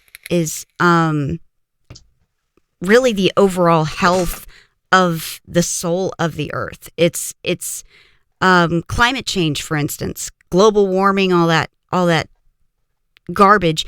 That's political stuff. That has nothing to do with helping the earth. It has nothing to do with, keeping the planet alive. It has nothing to do with helping her. It has to do with causing poverty for people all over the world. Right. And it's also a storyline, still a narrative still created through the actions of the system itself that they created. So right, exactly. Like, oh, look at the mess I cleaned. Look at the mess I made. You made it. Even if it was a thing, right? It's still a feedback loop and consequence based upon the systems you built. Right. So you can't get around not taking accountability for that. Yeah, exactly. And, climate change has been going on for millions and millions of years. We're in a consistent cycle of, birth and death and rebirth and death. That's what we're in. We're in a system that's automatically going to do that. The only species who have that level of concept of life and death, that there's a complete separation between the two. Right. So there's a fear of death, which is also more programming. That's why the shaman was created. That's where the shaman comes from. The shaman has a job because of the fear of death of humans. You don't, a bear does not need a shaman. A tiger does not need a shaman to walk it through their dark nights of the souls and other realms, and like being afraid. Like it just is what it is. My time is my time, but I'm still a part of everything consciously, no matter what. Right. And we just, And so the fear of death is also a program that has caused everyone to go into this mental breakdown, and racing against a clock. It's created aging. The doomsday clock, for instance. Age. Yeah, absolutely. that doomsday clock thing. It's total nonsense. It's it's 1.5 minutes till midnight. Well, what happens at midnight? The earth explodes and we all die. It's completely nonsensical. It's all it is fear mongering to put us in survival mode instead of thriving mode, instead of learning mode, instead of coming into our own and claiming our own personal power. We're completely scared of dying all the time, and so we're in survival mode. It lowers us in a bad way to being a very small version of ourselves. Yes, I think Earth can. So, I interviewed someone. His name is Q. Q Reeves. Mm-hmm. Quentin Q Reeves. I interviewed him, and we were talking about the reproductive system. And in his video, he was also discussing it as well. So I won't take all the credit for it, but I loved the analogy of just the reproductive system within itself and how life is created. You'll get the entire story of the universe just based upon the creation story of us. So what I realized is that, okay, so even as he was discussing, it was the sperm itself is spirit. It's consciousness itself. Even sperm, they look kind of like ghosts. Like the sperm is spirits, right? Mm-hmm. And the egg is the body. So in order for that spirit to catch a body, they have to kind of get into the egg. They have to penetrate it. And then mother gives birth and animates. It's animated now through life in the physical. Right. So what happens if you look, and I think this has a lot to do even with what is also coined as the NPC consciousness, or walking dead in a sense, without being divisive about it. Because I know people are touchy about, hey, you think you're better than it. It's not. No, it's just a separation of what is obvious sometimes is that some people are sleepwalking and some are not. Mm-hmm. So let's just get over ourselves with that. So, but there's a process to it. It's necessary. Okay. So for one egg, and we're not talking about twins, there needs to be one sperm, one spirit for one body. But how many sperms are coming out all at the same time? Sperm cells coming out all at the same time just to catch that one egg. Mm-hmm. So when that egg is now choosing, because the egg has the intelligence to choose the sperm doesn't wiggle its way in through strategy. Right. She chooses strength. The intelligence of the body actually chooses which consciousness she wants to let into her body. So when she chooses and it's fertilized, what happens to the rest of the sperm? They die. Aren't they still spirits? Don't they go somewhere? Wouldn't that be kind of like spirits walking around really with kind of like no vessel? No vessel. Right. So there's a realm for that. They're like stored in a sense. And there's like this opportunity to still live in a generated NPC body.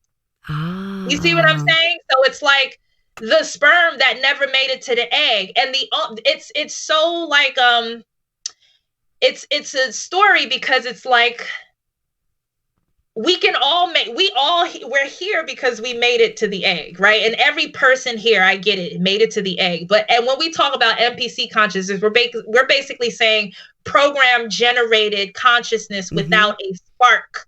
Right? Right. In a sense that wasn't fully actualized within itself. That's all we're saying about NPC. Right. So it's like it's like a temporary stay at a hotel in a life until the next opportunity of swimming again, trying to catch that body. And the swim is actually based on your alignment with your own soul. Because that egg is your soul. That is like your sun. Because when the sperm is swimming towards the egg, it looks like a sun to the perspective of a sperm cell. Right. So that you're going into the warmth into that part because that whole journey's been dark. So I feel that we're in a time where there are spirits trying to catch an egg.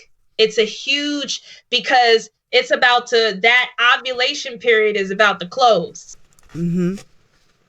Right. So when we think about a macro body, there's you know, there's that point of time that is stretched out a bit, in a sense where maybe you have this next, you know, however we measure time in this way, but there's a window of opportunity now. And I feel like Mother is ovulating right now. Mm-hmm. There's a whole mating thing going on now. I don't know if you sense it. 2020 is kind of like spiritual mating. Spiritual mating season.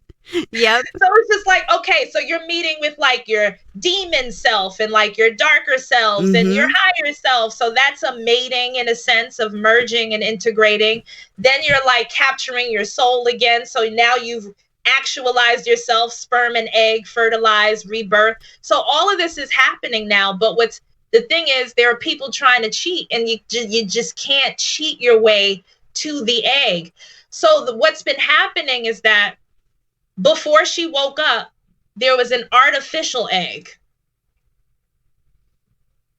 Earth within itself, AI egg.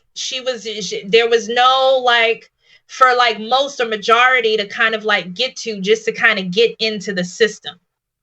So that's the thing. So she's back to natural process of birth. Of conception and birth right now.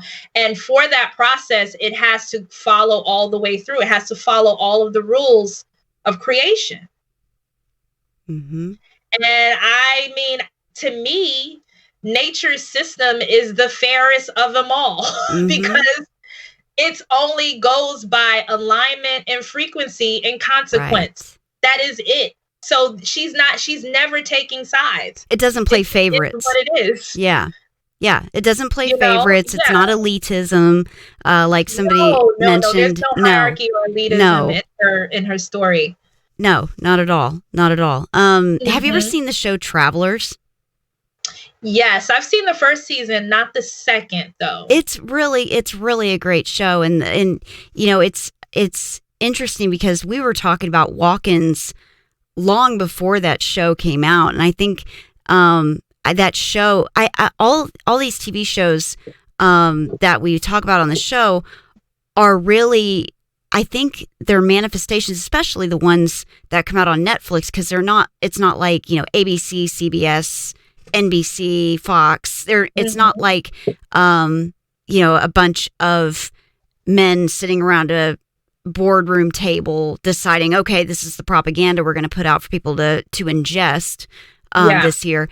This is more, you know, Netflix shows and Amazon Prime. They're more like shows that come out of the consciousness of actual people. And so what the consciousness is thinking about is travelers, you know, people that come from the future and they inhabit bodies of people who are just about to die anyway. So they walk into their bodies, and then they're on a mission to change reality now so that the future will change. So that in the future, we won't have to live miles underground underneath the ice because, you know, we've completely destroyed the planet. And that's what's in our consciousness right now, is that we're all working towards this. And a lot of us are these walk-ins that have come into bodies in order to fulfill a mission.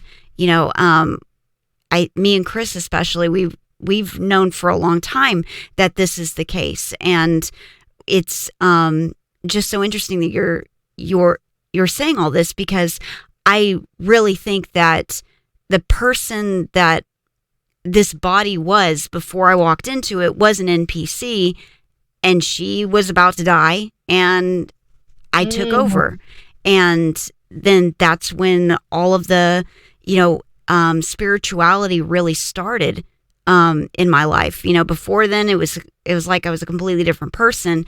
And and when I look back on memories before that time, it's like I'm looking at somebody else's memories. And I'm wondering, maybe they are someone else's memories. What do you think about that?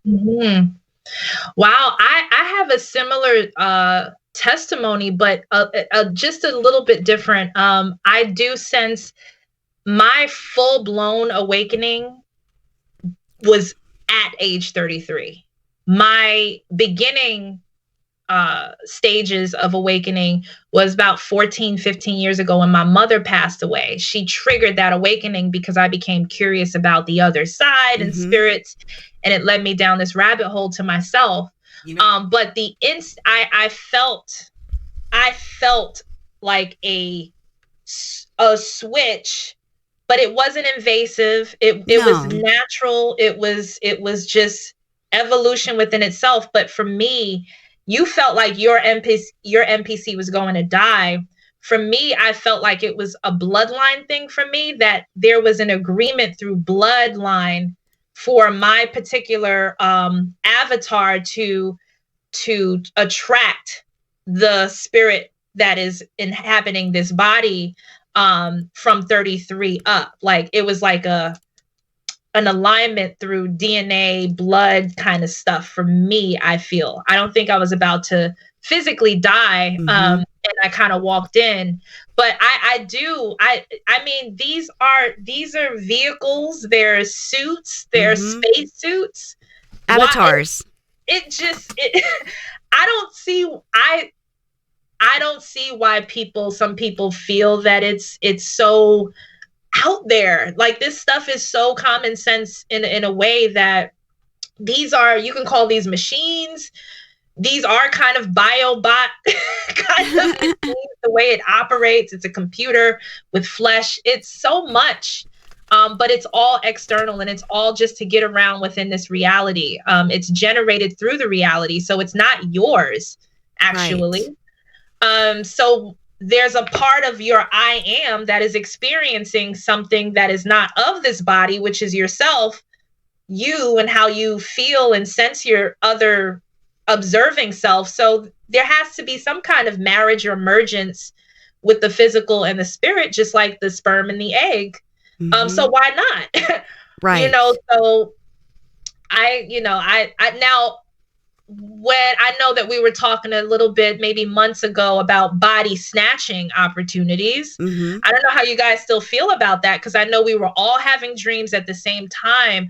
But what I'm sensing now, again, through evolving in conversation and experiences, is that it wasn't necessarily body snatching opportunity. It was fragmented parts of self trying to get attention. That's how I was seeing it.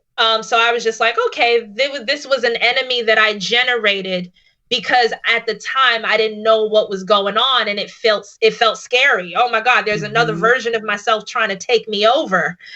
And when that fear subsided, it was more so of, oh, okay, it was me. It was a part of me that I just wasn't paying attention to. With me, the body. I don't know if you guys have other feelings on the body snatching thing. It wasn't necessarily anything that I felt overcoming me, but it was rather I was seeing in others. Like, people were just acting like totally different than what they have always acted. Or maybe it was a veil being dropped and true selves were starting to come to the surface. That's right. That's also a possibility. I've been thinking back, but yeah, I was having a lot of really weird dreams at the same time as you. And yeah, that all seemed to have dissipated, though. Maybe it was just a transit that we were going through, but perhaps. Yeah. Are you remembering anything from what? No, Chris. Are you remembering anything now from what she might have told you? No, I had a dream about you, and you said something to me, and I don't remember. I mean, as a matter of fact, I didn't even remember until I saw you on the screen earlier, and it kind of triggered, like, oh, wait a minute, I saw her in my dream a few weeks ago, and you had said something, but no, nothing's coming back yet. What was the feeling? What did you feel? Because usually when you go into the feeling, you kind of get into the memory. I don't know. Now that I think about it, I mean, it's almost, maybe it was just kind of a glimpse of the future now, because if I remember, it's difficult because the brain the computer here, which I call a analog to digital converter. Like everything around us is digital. This is an analog to digital converter. Our consciousness is analog, so it's converting all of that. But the brain likes to try to fill missing pieces. So now that I'm thinking about it, you were actually wearing the same red shirt that you're wearing now. So that, and I have to ask myself, okay, is my brain just filling all in the pieces, or is that really what I saw? And if that is what I saw, is it just there's too much confusion around the situation for me to think about it. Yeah. Well, I have those all the time. I literally see my dreams play out like line for line sometimes. I was getting a little taken aback, and now it's just kind of like normal to me.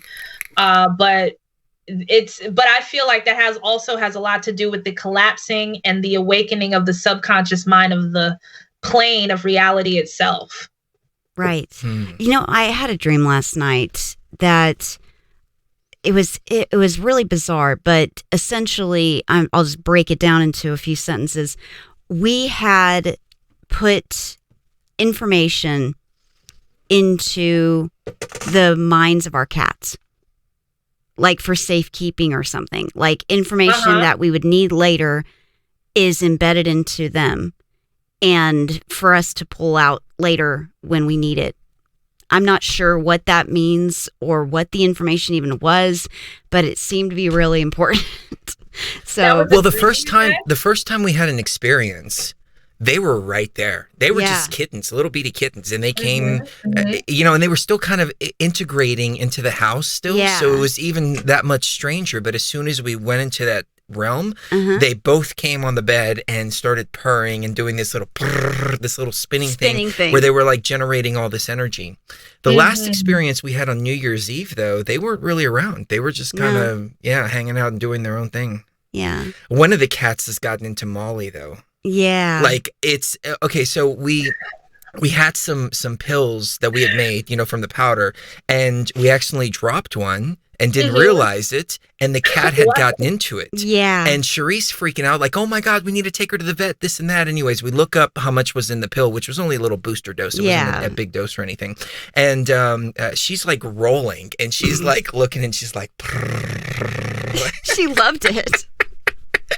So last time we did Molly, she's right there. We're like getting it out and like trying to put it together, and she's right there and she's smelling it. And she's like, "Give me some, give me some." She's trying to lick it. It's crazy. It's amazing. It's crazy. We have psychonaut cats. Yeah.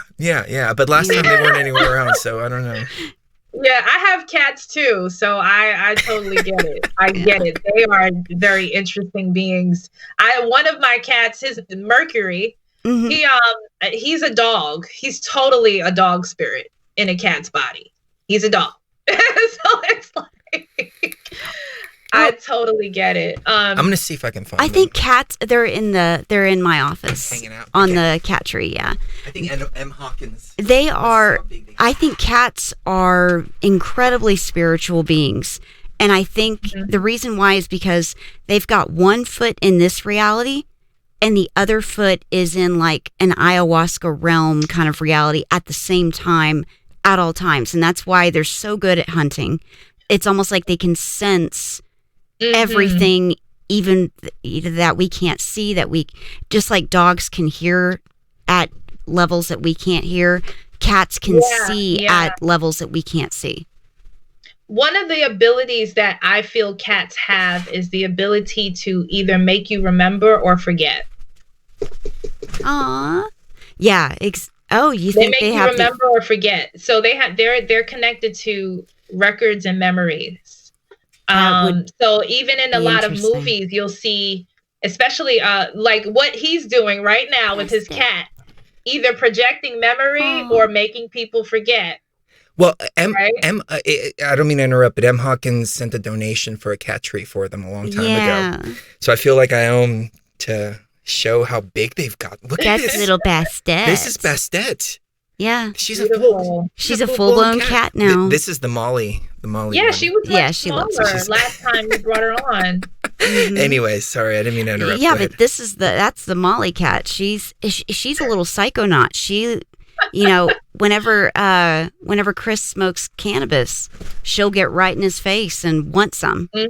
She's very, very spiritually active. The other one just seems to be more like a baby still, and she's really just more meow and purry and cute and fluffy. But this one is real serious when it comes to spiritual stuff. So I think you're right, though. I think they do have a lot to do with memory, and that would make my dream make even more sense, because maybe it's memories and recollections that we knew we would forget, so we put it inside of their minds. Remember that scene in The Matrix where him seeing the cat twice was the glitch that he recognized first? Right. Samuel Jackson, for some reason, with his archetyping character that he always plays in every movie, it's the same archetype, but he's always holding the cat. Like it's always with the cat. Even in the Marvel films, it's the cat. So there's definitely something to that. When showing the cat on film, especially, it does something, and it's based upon whatever that intention is. With the person with the cat. Well, and then there's that movie with Keanu Reeves as well, Constantine. When he goes down into hell, he has a cat, he's carrying a black cat in his hands, and his feet are in a bucket of water, and he's like, oh, I hate this part. And he has to look deep into the cat's eyes, and that's how he goes to hell. And oh wow! So portal. Yeah, exactly. And he uses that cat as a portal to go into hell. So yeah, I think they're incredibly spiritual beings, and I'm glad we have them, because they're very healing. But not only that, they're like little conduits of spiritual energy. So. Absolutely. They make they make the house feel better too. Yeah, they do. You got a little life. They're both little right energy. Yeah, they're both hanging out on the cat tree now. Yep. So they're such good girls too. So let's take another quick break. Yeah. If you don't mind. Sounds good. And I got to get some more coffee. All right. So we will be right back. And I don't know how long we're going to keep it going, but we'll keep it going as long as Osid wants to keep it going. How about that? Sounds good. Let's see. More music. More music? Yeah, more music. Yeah, more music. People love your music. It's like I said, it's going to sound so much waiting. better when it gets mixed down properly. But let's see. What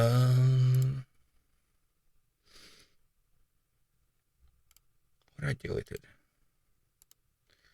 All right, this one is kind of like to put in stress-free, all one word, and also two words. I did both. Awesome, just in case. I also did one with a hyphen. So all right, cool. No matter how you say it, but you have to click on the 2-bottle pack in order to get the deal. So awesome, cool. So let's jump back into it. All right.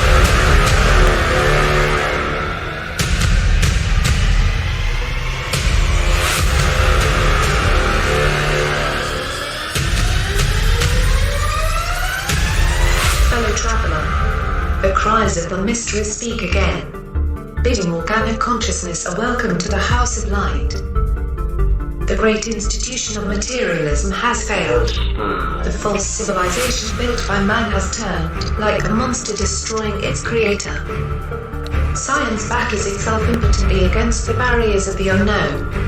Only your consciousness knows the true path. You, the illuminated, can carry the understanding upwards towards the light. Only your consciousness can teach the children of men to live well, to die well, and in perfect measure, be born again, through the knowledge of virtue, compassion, love, and true understanding, as you are sublimely raised, beyond the veil.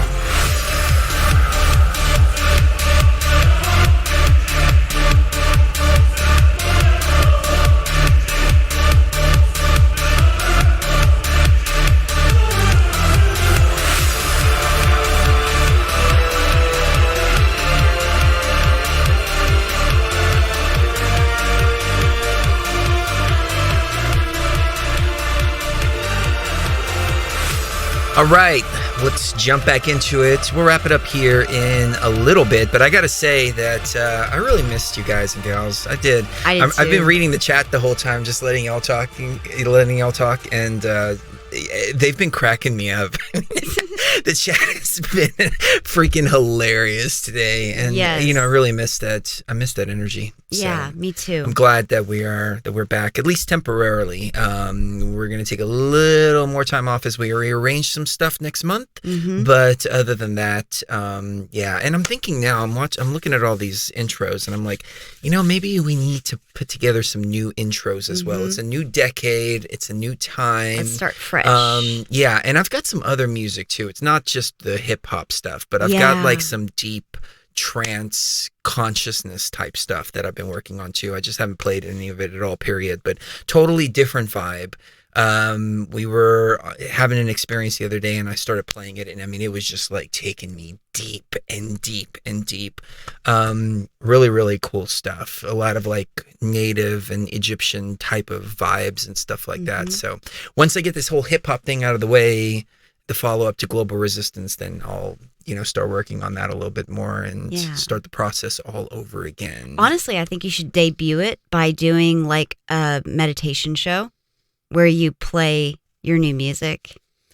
It's totally different. Yeah, it's a completely different vibe. And it really is. I'm thinking like maybe I should write something for the intros too. That's the whole how all the train of thought connected there. But I've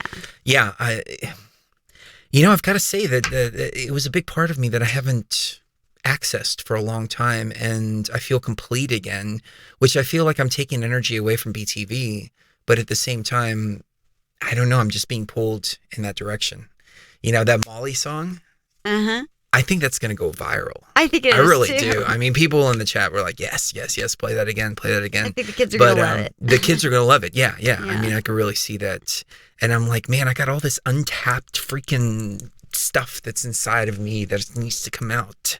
And I realized through this journey too, I hope people don't mind me saying this, but I've taken life way too fucking seriously. Like, seriously, I'm looking at the last 10 years, and I don't know if this is just a cycle of this decade, completing another decade, or I don't know, but I just feel like I have not had nearly as much fun as I should have had over the last 10 years. I mean, don't get me wrong, this is fun to do, but it's a mission. It's a, it's like, a serious thing. And it's like, when have we taken the time to just chill and just like enjoy being here? And I've always said this, but I haven't really put it into practice. It's, if we're not enjoying being here, then there's no point in being here. Even if we have a mission to do, even if we have stuff to fix and all this, if we're not enjoying our lives, then we're wasting it. And unfortunately, that's what the truther kind of mentality gets you into. Like Asid was saying earlier, constantly being bombarded by be scared of this, be scared of that. There's going to be war here. There's flu here, and there's pandemic. All kinds of stuff. Yeah. And geopolitics, as I was saying in the chat earlier, is a pretty interesting time because right now it's not scripted. We've come to a place to where it's real now, whereas a few years ago it was all just scripted. But the cabal has lost its control over the geopolitical sphere, which I think is a manifestation of the energy that's taking place. The energies are shifting, so we're watching things happen like for real now. Right. And when you look at the geopolitical spectrum right now, everything is much more peaceful than it's been the entire time when geopolitics was all running a script, which makes it, in my opinion, even that much more interesting to sit back and observe. And, you mentioned the whole Iraq and Iran thing earlier, and yeah, that's kind of a curveball. But had it been while the politics was scripted, it'd be total World War III at this point. Oh, yeah. But things are, it's interesting to watch. The energies are clearing up. And there's a big shift that's taking place here in 2020. It's like, I feel like there's a separation. And maybe everything that I was experiencing leading into 2020 was, and I think a lot of people were experiencing too, it was the shedding of the old cycle. So of course, we're going to feel stressed. We're going to feel like there's something missing. Like there's, I can't even describe it, but it's the ending of a cycle and the beginning of a new. So anyways, take us away, Mrs. Well, Gio. it's the beginning of a new cycle that's not scripted, that we don't have to just follow along with whatever these archonic human entities decide what reality is going to be. We get to decide now what reality is going to be. That's a good way to put it. That's a really good way to put it. Yeah, we get to decide what reality is at this point, because we're totally off script, which is a good thing. Yeah. Now we can write our own script. We can write how we want things moving forward. We're all players in this play, in this performance, this play, and characters in this play, and we are acting out our roles, but we get to decide what we want to do with it. Well said. Asit, take us away. I was trying to see what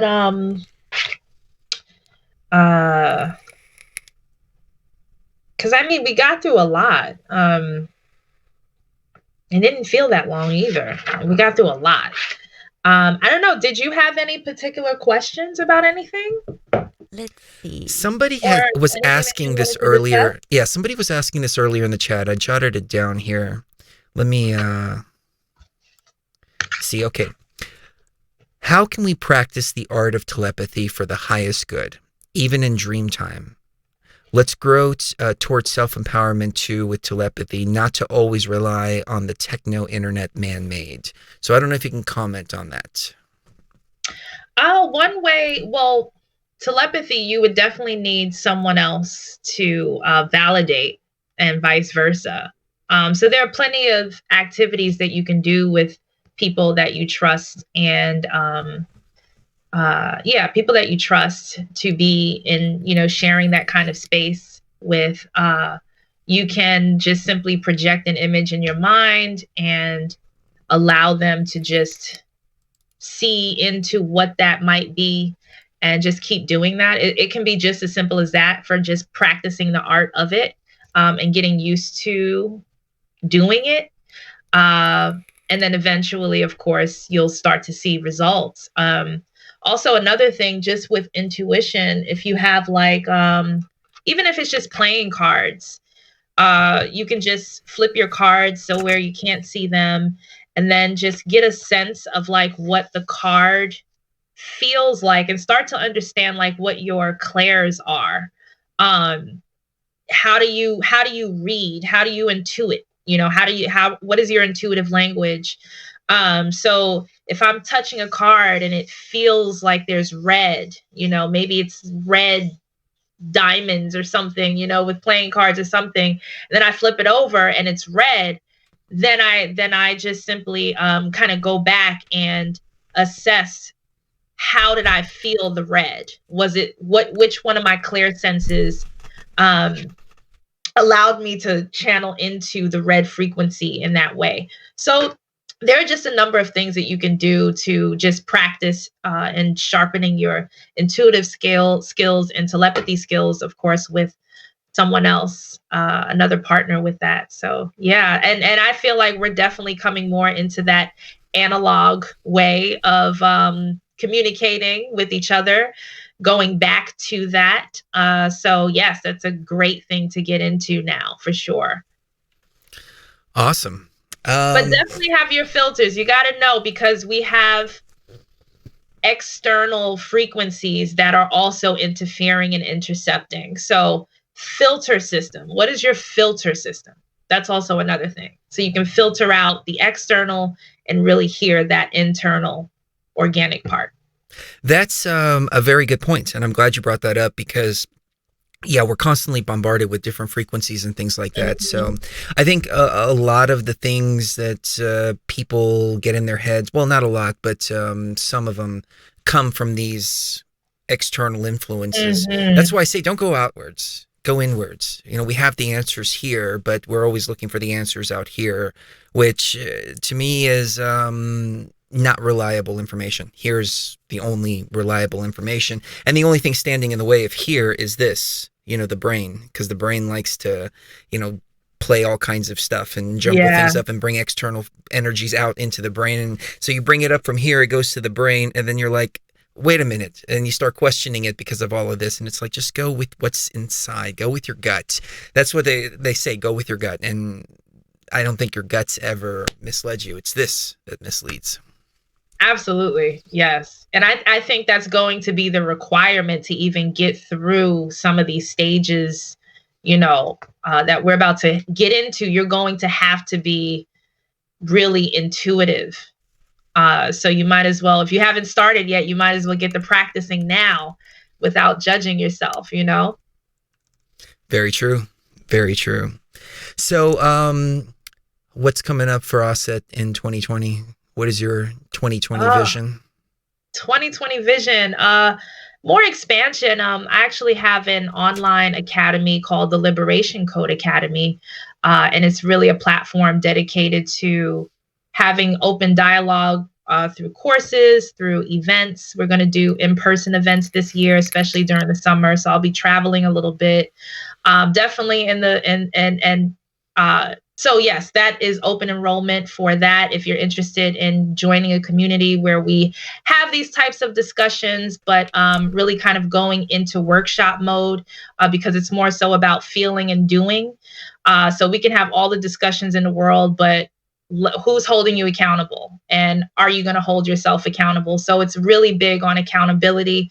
So that's definitely a 2020 shift in that. And the website to that is the Liberation Code .academy if you'd like to join that.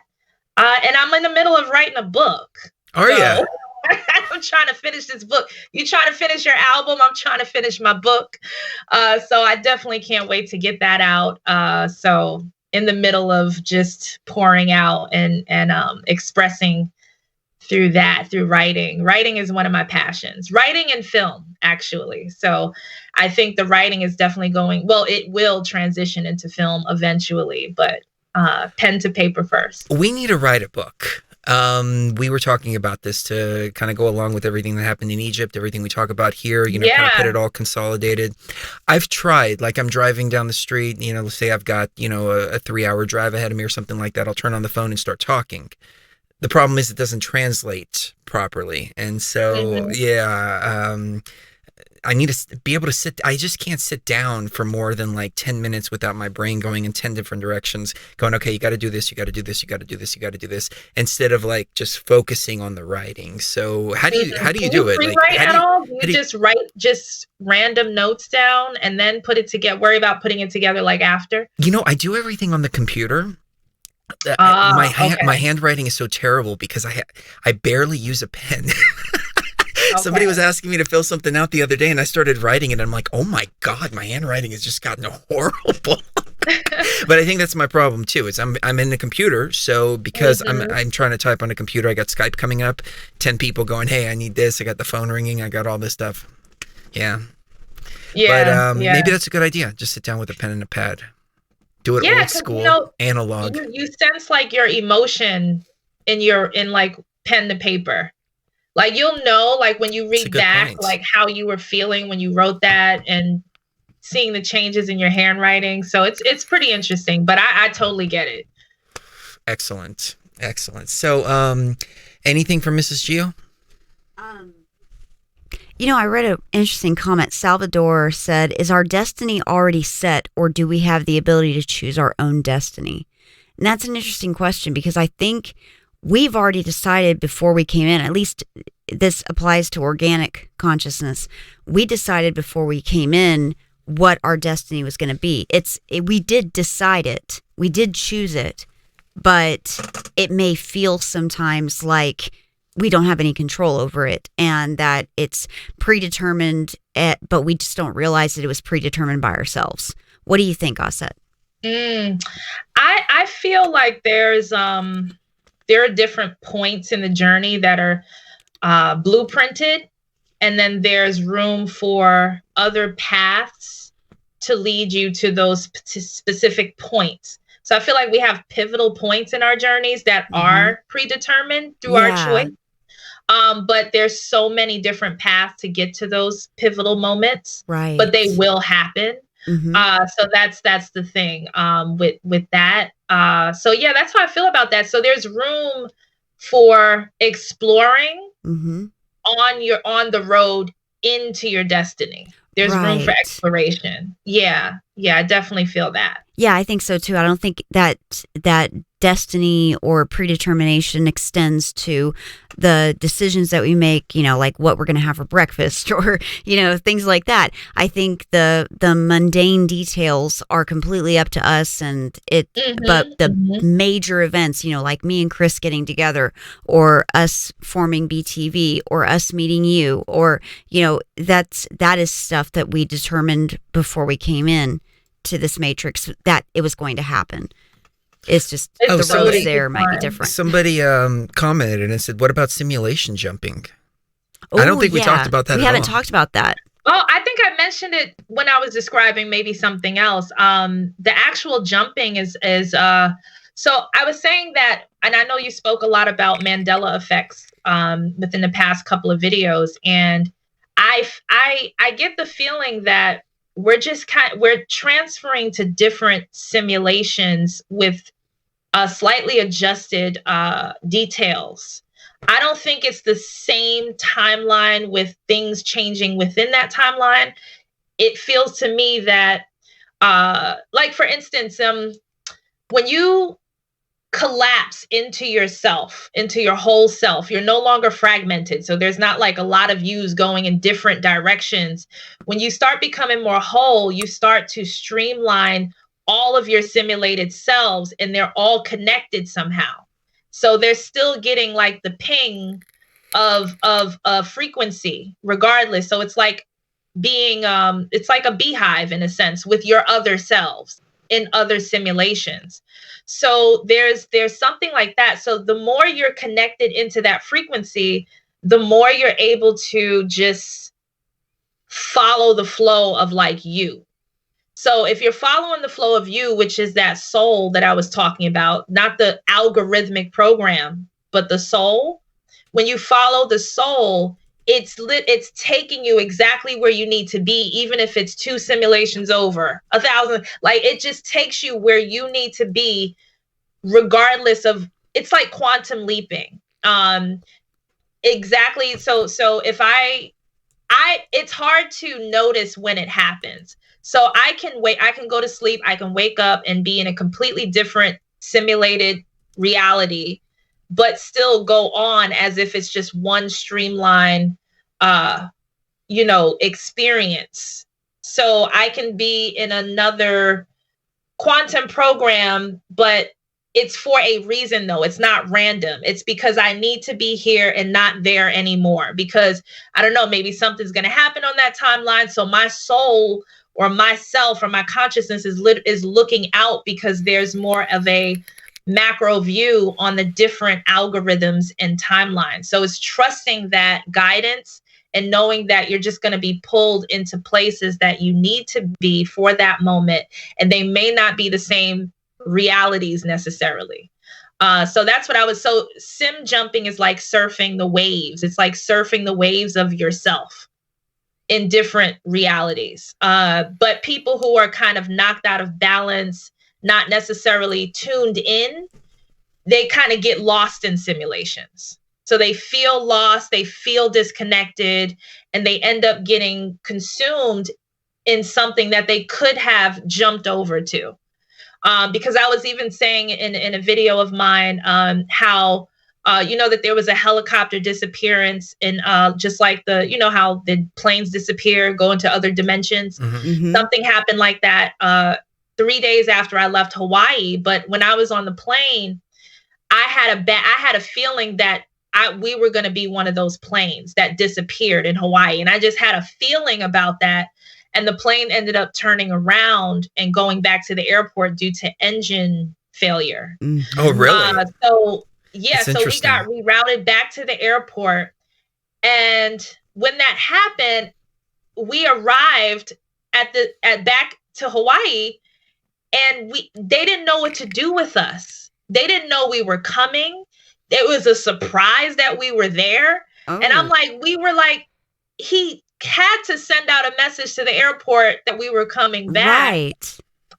So no one knew what to do with us. So it felt like we were like literally travelers. Like we were from another dimension who just showed up and popped up in another reality. So I said, what if in another sim or another timeline that actually happened? And from my point of view, I saw a story about a helicopter where it happened to some other group of people. You know what I'm saying? Because I could have disappeared. Our plane could have been that plane that disappeared in another reality. And we're being talked about on the news right now in that reality. You know what I mean? So that's like the thing. You never know when it's happening, but I just happened to channel into a feeling that this was one of those moments. I was being switched over to another version, another alternate for whatever reason. Well, you know what's interesting is the other day. Well, and this is one of those creepy, weird, unexplainable things. Chris was downstairs and I was upstairs, and he said, "Hey, baby, come downstairs and look at this." And I came downstairs, and I didn't see him on the couch.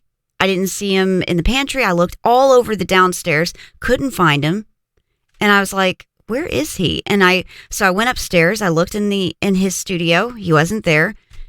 And then I went back and sat on the bed, and I hear him say, "Baby, are you coming?" And I'm like, okay. So I go downstairs. He's still not there. The third time I was like, okay, you're just screwing with me, and I don't like it. You're playing a trick on me or something. And he was sitting right there on the couch. And I said, "Have you been sitting here this whole time?" He said, "Yeah." And I said, "No, you haven't. I just came down here twice, and you were not on the couch." You know, I don't know what that was. Maybe we were in completely different dimensions, or we were jumping dimensions simultaneously. I don't know what was going on, but weird things like that happen all the time around here. Sometimes I'll swear to goddess, I'll see one of the cats go by me, but then whenever I look directly, she's not there. You know, and I'm wondering if we're seeing other timelines where that is happening, and it's just kind of like echoes. That was happening quite October, a bit. October around that time. It was happening pretty frequently. Yeah, maybe in the summertime, late summer. Yeah, maybe August, September. But it was happening almost on a daily basis, and I would see them and look down, and nothing is there, and they're both sleeping on their cat tree or something like that. Yeah. I think a lot of people are having experiences like that, especially for some end of summer. I've heard other situations like that, and it's what they do with CERN is that, and I spoke about this from even referencing the trilogy, the Ward trilogy with Terry Scott, with the CERN quantum computer, and they just create simulations just to experiment and see probabilities for their own base world. Right. So when they create the simulation, they're doing it with an objective. So there's like a direct objective, and the machine creates the algorithm to make that happen. And those people in that sim, they're just going on. They don't know that they're being pulled into algorithms for one collective objective for that particular reality. So when they create these sims, the timing is different. So if it's 5 months here, it's 1,000 years in that simulation. So they get to experience and observe over time results with whatever it is that they're looking for, even if it's a cure for a disease. Let's just say they let 100 years pass by for those characters in there to find a cure, and then they just duplicate that in their base reality. So This is why they're using these simulations for so many different reasons and experiments, even what kind of plague or something that can kill. Oh, let's just release it in this simulation and see what happens. And, all kinds of things, just like what they do with the video game. I think there's a channel on YouTube that's dedicated to torturing Sims. It's really, it's so bad. You know what's interesting? Torturing sim characters in the game. We just celebrated our 10-year anniversary and our 7-year wedding anniversary just a few months ago.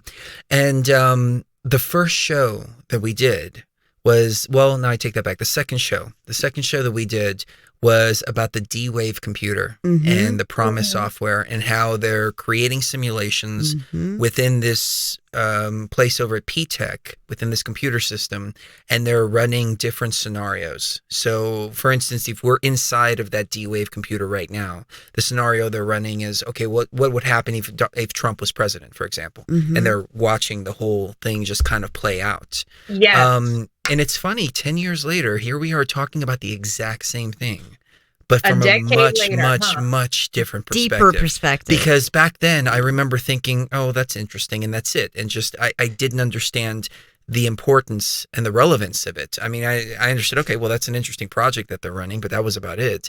Now, it's bringing a whole new level of understanding to that topic. So it's interesting how things evolve. It really is a consciousness evolution. Yeah, it is. And I think that's why there's a cleanup of these quantum simulations. And to some, that looks like a Thanos move. It's just like, why are you making all these worlds disappear? And it's just like, well, we have all of these simulations going on for who knows what. And there has to be some kind of that has to be managed, because I feel that has gotten out of control. I can only imagine the type of simulations they create that are just like out of this world, literally sadistic. There are probably some sadistic things going on, like even more so for certain sims. Like it's really, there's a morality question with when you have access to something like the quantum or the D-Wave computer. There's a morality and a fine line between what you're using it for and how you're using it, and understanding that there is still consciousness in these realities.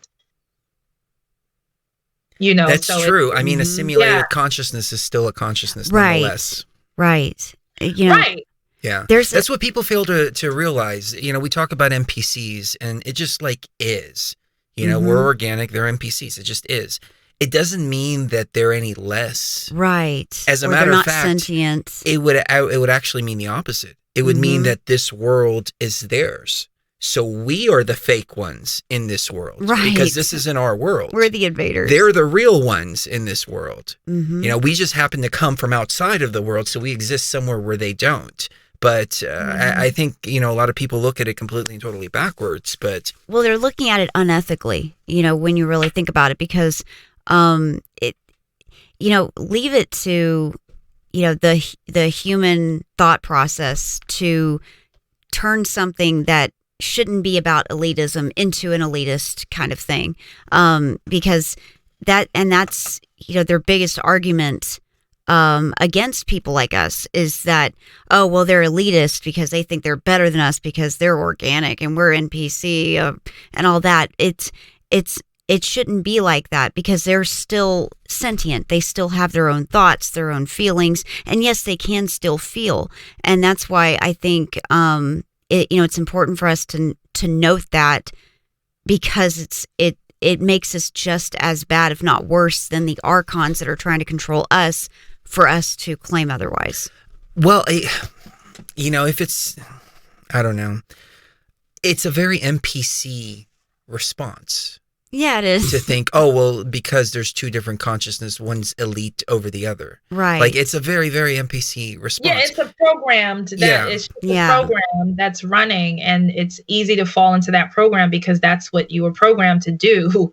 But I feel that whatever the genesis was of the very first experience of simulated reality through the intelligence itself, it's still, I think it all just evolves in its own way. So at one point, our consciousness was on that level.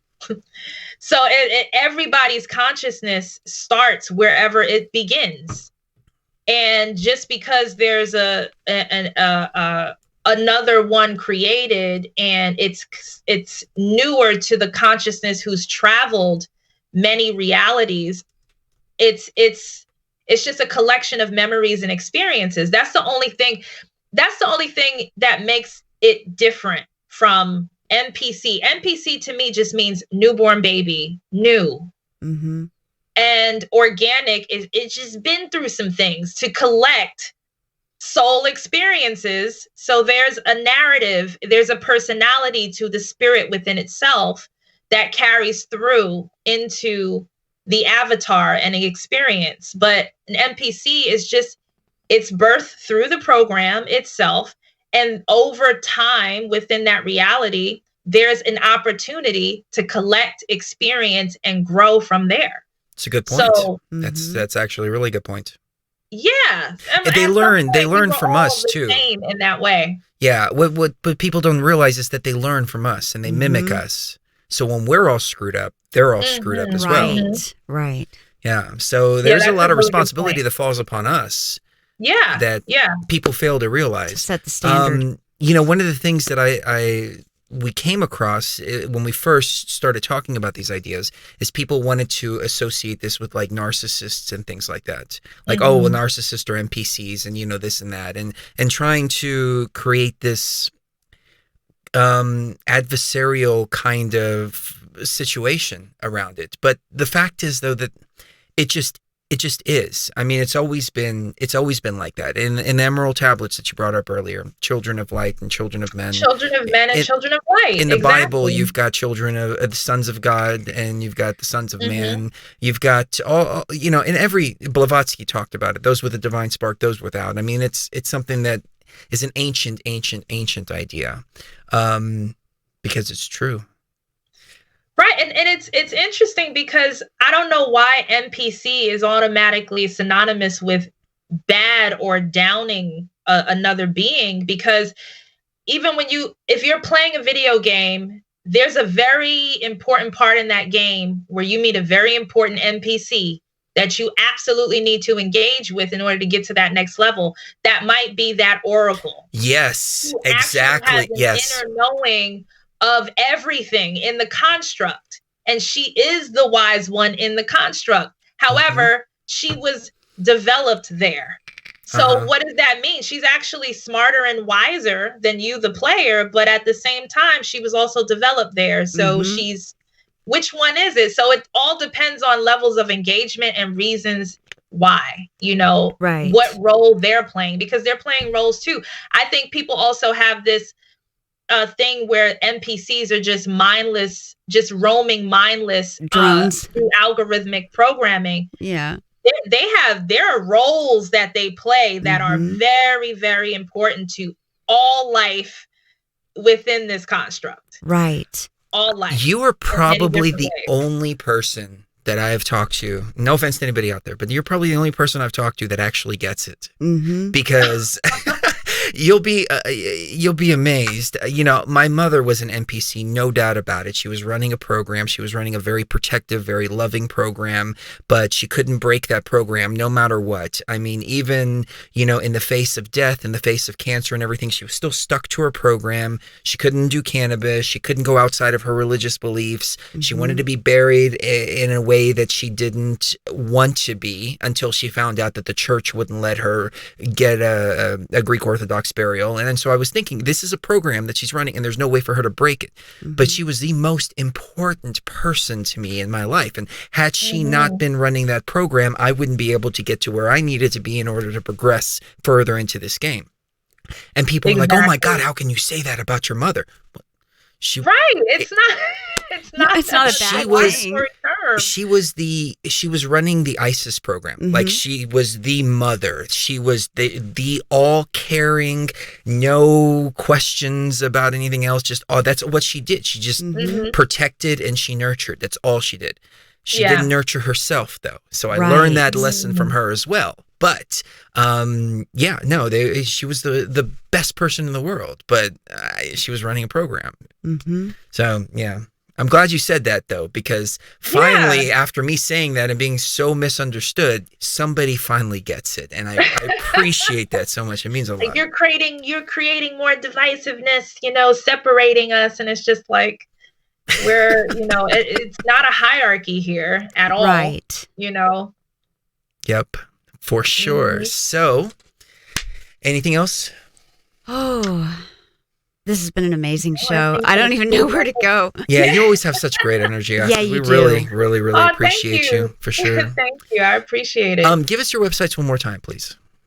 Yes, so you can go to the liberationcode.academy to sign up and enroll. We're going into June, full 6 months of just breaking down the layers, building back up.